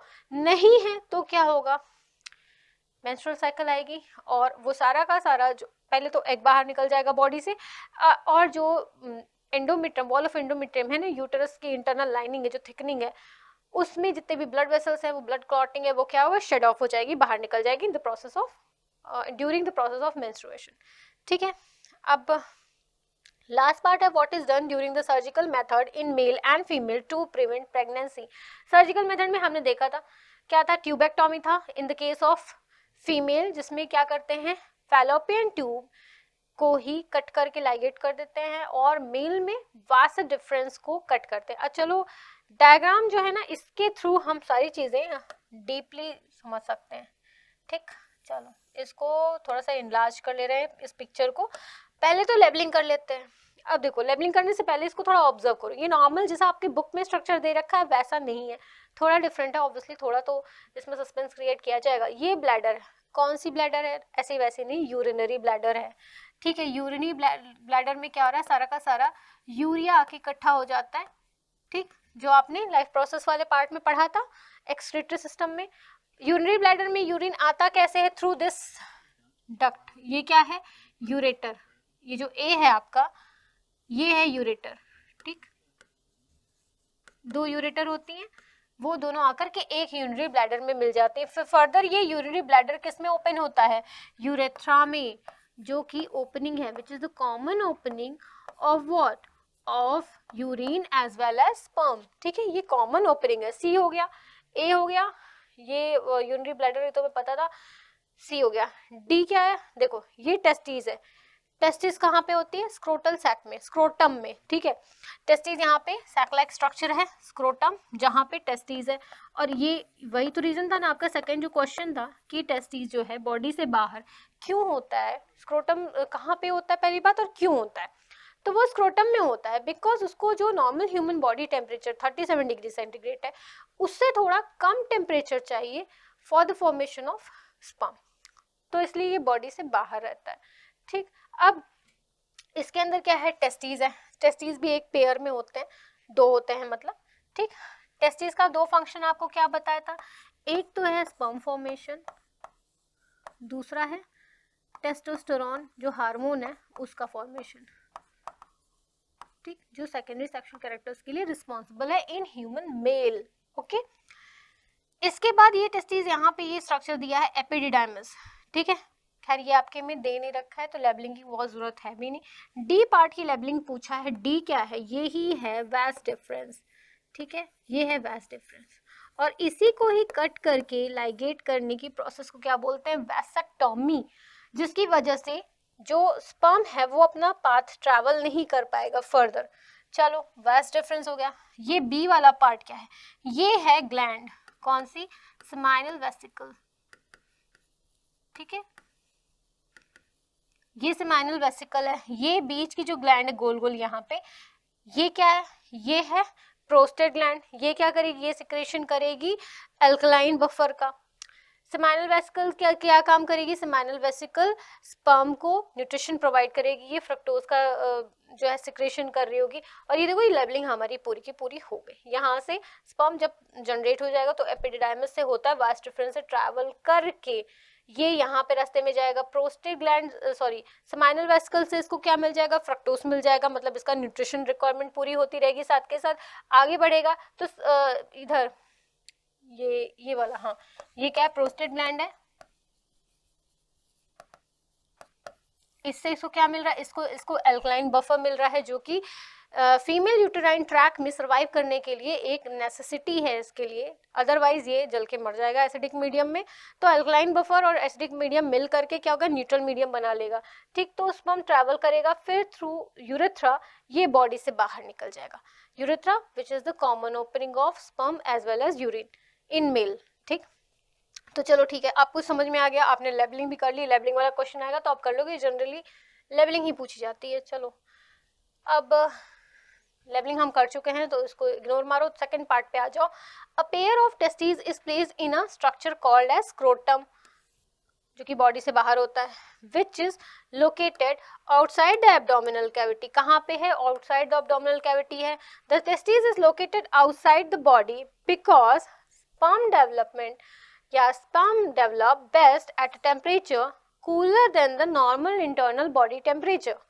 The function of the testes is produce and storing sperm, and they are also crucial for creating testosterone and androgen, मतलब male sex hormones.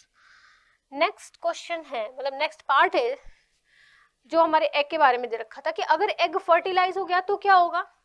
The lack of menstrual flow marks fertilisation, मतलब देखो egg fertilize हो जाता है, baby grow होना शुरू होता है, तो फिर मेंस्ट्रुअल साइकिल भी रुक जाती है तब तक के लिए, तो लैक ऑफ मेंस्ट्रुअल फ्लो हो जाता है। Zygote embryonic growth soon starts in fallopian tube and pregnancy begins, मतलब लेडी क्या होगी, प्रेग्नेंट हो जाएगी।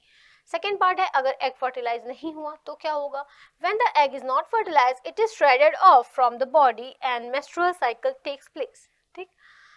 फिर लास्ट पार्ट था आपका सर्जिकल रिमूवल का, जिसमें हमने पढ़ा था क्या, vasectomy, tubectomy. Surgical method for preventing pregnancy in male and female are called vasectomy and tubectomy. Vasectomy में वैस डिफरेंस काट के लाइगेट कर दी जाएगी, एंड ट्यूबेक्टोमी में जो फेलोपियन ट्यूब है या जिसको हम ओविडक्ट भी बोलते हैं उसको कट कर दिया जाएगा, ठीक। चलो अब नेक्स्ट क्वेश्चन देखते हैं। नेक्स्ट है why is it not possible to reconstruct the whole organism from a fragment in a complex multicellular organism. यह इसका सेकेंड पार्ट है। Sexual maturation of reproductive tissue and organs are necessary link for reproduction elucidate, ठीक है।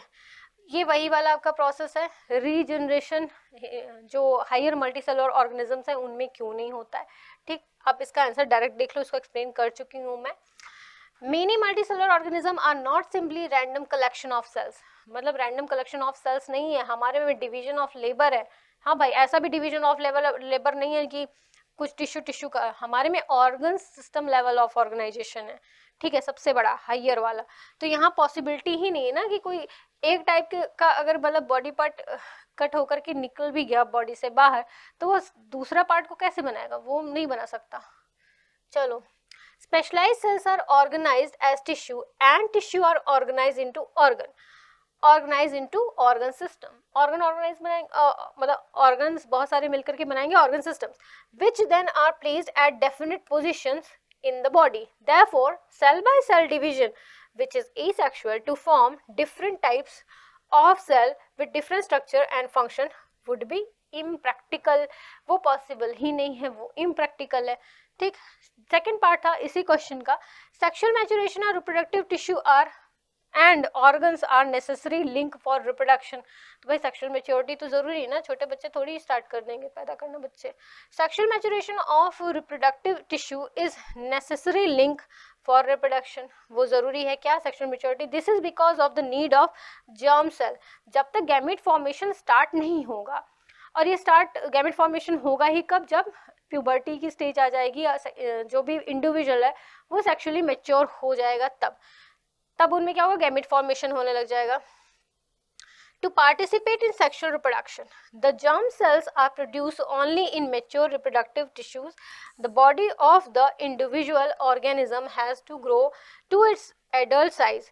When the rate of general body growth begins to slow down, reproductive tissue begin to mature. तो देखो जैसे कोई बच्चा जब पैदा होता है तो देखो उसमें देखो उसकी बॉडी नॉर्मल सोमैटिक सेल की बात मैं कर रही हूँ, कितनी जल्दी जल्दी डिवाइड होना स्टार्ट हो जाती है ना, वो जल्दी जल्दी बड़ा होता है. फिर एक टाइम के बाद आपकी हाइट, आपका जो बाकी चीज़ें थोड़ा बढ़ना रुक जाता है. उस दरमियान क्या होता है कि आपकी जो जर्म सेल का मैच्योरेशन होना होता है, मतलब जर्म सेल डिवाइड होनी होती है, गैमेट फॉर्मेशन स्टार्ट होना होता है एक तरह से कह लें तो गैमेट फॉर्मेशन स्टार्ट होने के लिए कुछ स्पेशलाइज्ड टिश्यू का मैच्योर होना बहुत ज़रूरी है. और ये होता है कब, जब इंसान में सेक्सुअल मैच्योरिटी स्टार्ट हो जाती है ना, at the time of puberty start होती है. फिर जब वो पूरा एक ग्रोन अप इंडिविजुअल बन जाता है, प्यूबर्टी के बाद जब प्रॉपर एक यंग एडल्ट बन जाता है, तब वो होता है रिप्रोडक्शन करने के काबिल. ठीक. अब नेक्स्ट क्वेश्चन है, draw a diagram of human female reproductive system. देखो बना भी दिया था, 2 ओवरी बनाई थी, फिर भी बनाई थी, फैलोपियन ट्यूब बनाई थी, यूटेरस था एंड सर्विक्स थी, विजाइना था. ठीक. आपको बनाना है एंड लेबलिंग करनी है. फिर वही बात है कि दो आपको दे रखे हैं पार्ट. कौन सा पार्ट है, विच प्रोड्यूस एन एग. दूसरा पार्ट है where fertilisation take place. Egg कौन प्रोड्यूस कर रहा है, एग प्रोड्यूस करेगी ओवरी. ठीक है, ओवरी एग प्रोड्यूस करी. साथ के साथ फीमेल में जो हार्मोन का है प्रोडक्शन, वो भी ओवरी ही कर रही है. कौन से हार्मोन का, एस्ट्रोजन हार्मोन का सिक्रेशन. इसलिए ओवरी को हम हेट्रोक्राइन ग्लैंड या मिस ग्लैंड भी कहते हैं. ठीक. वे फर्टिलाइजेशन टेक्स प्लेस. फर्टिलाइजेशन कहाँ होता है, वो होता है ओविडक्ट या फैलोपियन ट्यूब में. चलो अच्छा, अभी हम नेक्स्ट स्लाइड में देख लेंगे structure. List 2 bacterial disease which are transmitted sexually. तो हमने शायद एमसीक्यूज में ही इसको कर लिया था, कौन कौन सी डिजीज हमने पढ़ी थी, गोनोरिया एंड सिफिलिस. गोनोरिया हो रहा था किसकी वजह से, निसरिया गोनोरी नाम के बैक्टीरियम की वजह से, और सिफिलिस हो रहा था ट्रैपोनिमा पैलिडम नाम के बैक्टीरियम की वजह से. ठीक. What are contraceptive device, give 2 reason for adopting contraceptive devices in humans. ठीक है, कॉन्ट्रासेप्टिव डिवाइस क्या होती है, जो इंटरयूटेराइन कॉन्ट्रासेप्टिव डिवाइस की बात हो रही है, IUCD जैसे कि कॉपर टी. ये क्या करती है, ये जो होती हैं फर्टिलाइजेशन को कहीं ना कहीं से रोकती हैं, ताकि फर्दर जो होता है वो प्रेगनेंसी ना हो पाए. और ये बहुत ही ज़्यादा आज की डेट में तो देखो तो इंडिया में बहुत ही ज़्यादा ज़रूरत है. Why we became number 1 in terms of population. ठीक. तो इसकी तो कोई बात ही नहीं कि क्यों ज़रूरी है, ज़रूरी तो है. चलो देखो ये आंसर है, आप चाहे इसका स्क्रीनशॉट लेना चाहो स्क्रीनशॉट भी ले सकते हो. ठीक है, अब इसको एक्सप्लेन करते हैं. तो यहाँ पे डायग्राम है जो आपको ड्रॉ करना था फीमेल रिप्रोडक्टिव. और ठीक, यहाँ पे देखो डायग्राम दे रखा है, तो इसको जल्दी से एक्सप्लेन कर देते हैं. इसको थोड़ा सा एनलार्ज कर रहे हैं इस पिक्चर को. ठीक. यहाँ पे देखो 2 ओवरी दे रखी है साइड में. ओके, ये क्या है, ओवरी है 2.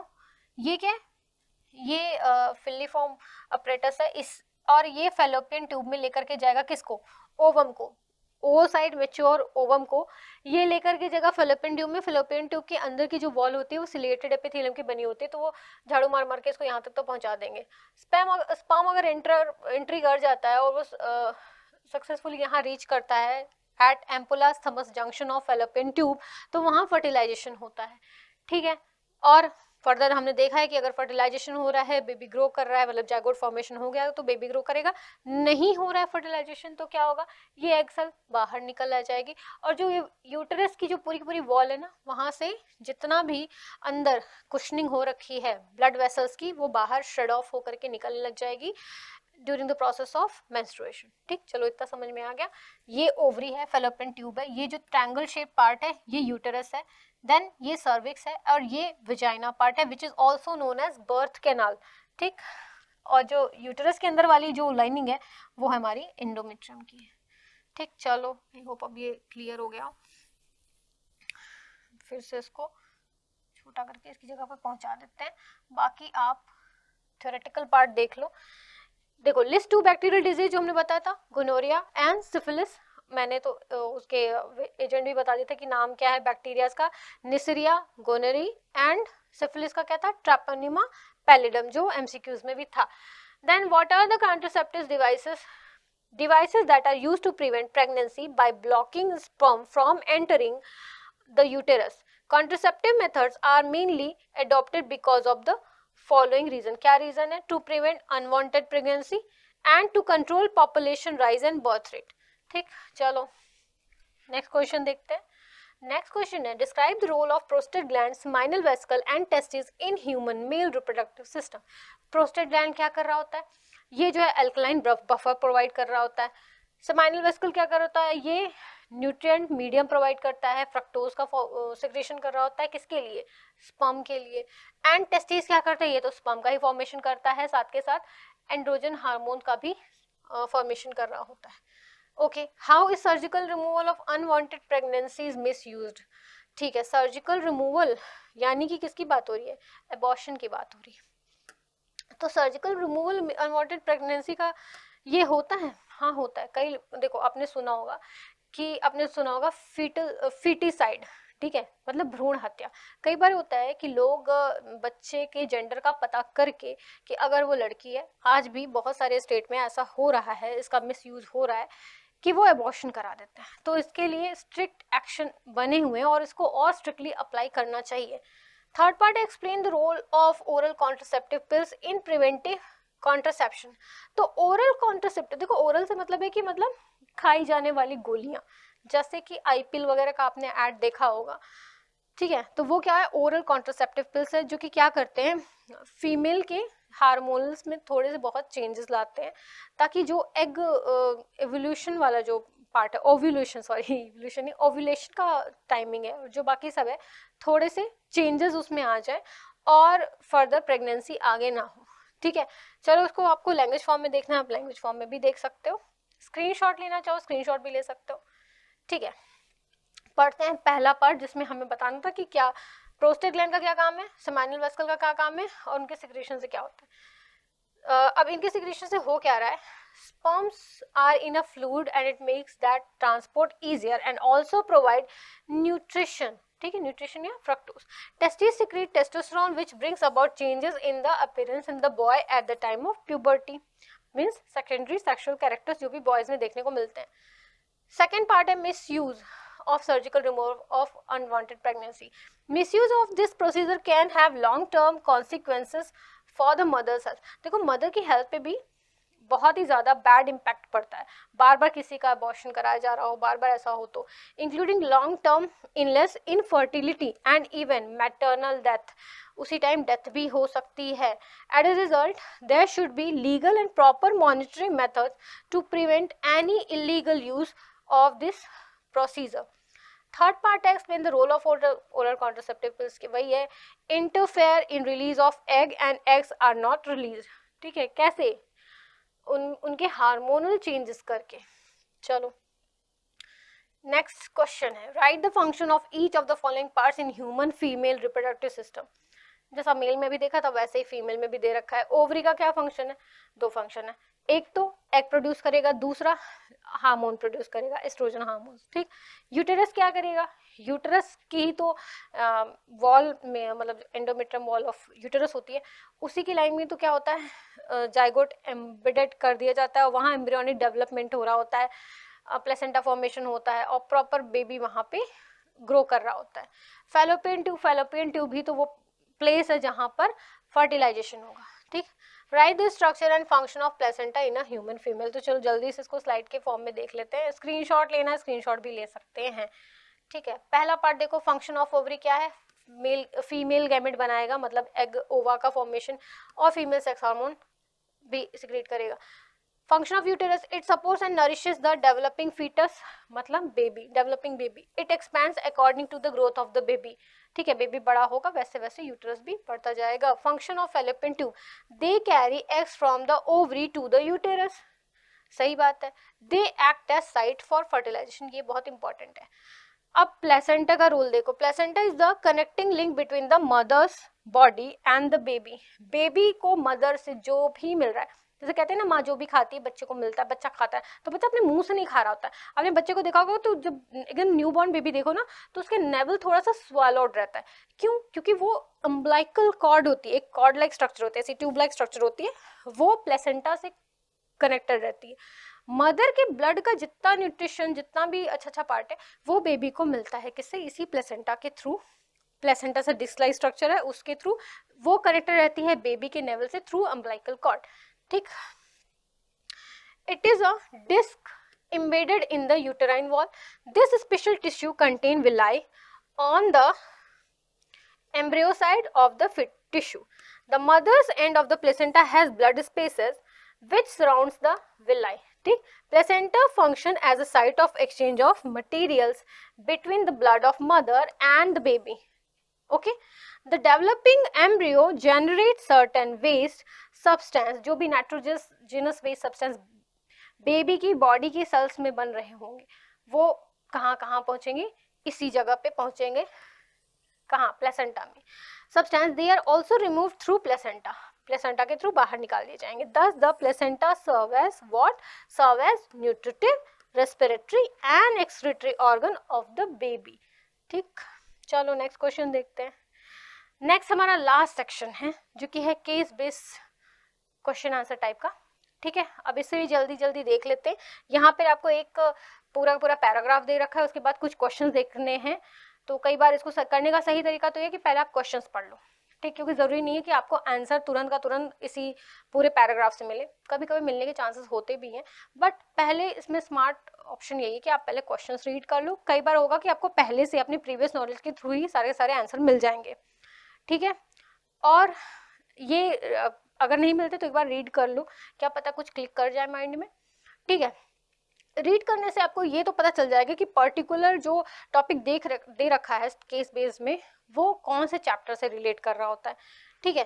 पहले पढ़ ही लेते हैं इसको। Asexual reproduction involves the participation of single individual parent and occurs without formation of sex organ, ठीक है। सिंगल पेरेंट इन्वॉल्व है, गैमेट फॉर्मेशन नहीं है, कोई सेक्स ऑर्गन नहीं है।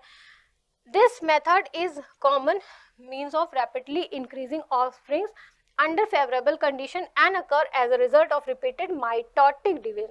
meiotic नहीं कि जहां डिप्लॉइड से हैप्लॉइड बन रहा है, माइटोटिक डिवीजन मतलब जितना क्रोमोसोम है सेम का सेम जा रहा है, okay. asexual reproduction mostly occur in unicellular organism, ठीक है। some plants and certain multicellular animals में, मतलब acellular organism है in the case of animal, या कुछ plant और animals में भी हो रहा है। in this method of reproduction the young one receive all its genes from the parent. Young one को सारे के सारे कैरेक्टर पेरेंट के मिल जाएंगे, कुछ भी चेंज नहीं होगा, बिल्कुल अपने माँ बाप जैसे ही, मतलब बिल्कुल अपने बाप जैसा ही दिखेगा, जैसे जो भी समझ लो। एसेक्सुअल रिप्रोडक्शन, क्योंकि एक ही पेरेंट है यार। एसेक्सुअल रिप्रोडक्शन में occur by fission, fragmentation, regeneration, budding, spore formation, vegetative propagation in plant and by tissue culture, ठीक है। ये सारे मोड ऑफ एसेक्सुअल रिप्रोडक्शन आपको दे रखे हैं, ठीक है। आप क्वेश्चन देख लो, क्वेश्चन क्या है? Name at least 2 protozoa which reproduce asexually by binary fission. तो देखो बाइनरी फिजन हमने अभी एमसीक्यूज में भी पढ़ रखा था ना, एक लिशमैनिया में पढ़ा था और अमीबा में पढ़ा था, वैसे पैरामीशियम में भी है, ठीक है। Why hydra is term immortal, मतलब एक तरह से जो उसे अमर मान लिया जाता है, क्यों? क्योंकि उसे जितने भी फ्रैगमेंट्स में काटोगे ना, तो उसका जो भी एक फ्रैगमेंट है वो एक नया इंडिविजुअल बना लेगा। थर्ड का एक पार्ट है which technique is being applied by horticulturists for quick multiplication of commercially important plants such as orchids, gladiolus, dahlia. तो देखो कॉमर्शली हमें अगर ट्रेड करना है तो मतलब हमारे पास टाइम तो बिल्कुल नहीं भाई, जल्दी जल्दी बिजनेस करना है, तो उस टाइम पे हमें ग्रो करना है। ये बहुत ही ऑर्किड फ्लावर्स मतलब महंगे होते हैं, एक्सपेंसिव होते हैं, तो ऐसा ग्रो करना और सेम वही कैरेक्टरिस्टिक चाहिए, तो ऑब्वियसली वेजिटेटिव प्रोपगेशन करना होगा। हम टिश्यू कल्चर के थ्रू भी जल्दी जल्दी कर सकते हैं। Now what are the terms use for non flagellated and non motile spores and flagellated and motile spores? ठीक है, तो जो नॉन फ्लैजिलेटेड स्पोर्स होते हैं उनको प्लानोस्पोर कहते हैं, फ्लैजिलेटेड को हम जूओस्पोर कहते हैं। ठीक है, चलो अब जल्दी से इसका आंसर देख लो। स्क्रीनशॉट लेना है तो स्क्रीनशॉट भी ले सकते हो। ठीक है, एसेक्सुअली बाय बाइनरी फिजन कौन है? अमीबा, पैरामीशियम, लिशमोनिया भी था, आपने एमसीक्यूज में पढ़ाया अभी अभी। Why is Hydra termed immortal? If the body of Hydra is cut into small pieces, even a fragment measuring 1/6 mm can regenerate into an entire new individual. ठीक है, थर्ड पार्ट है which technique? Propagation of plant tissue culture.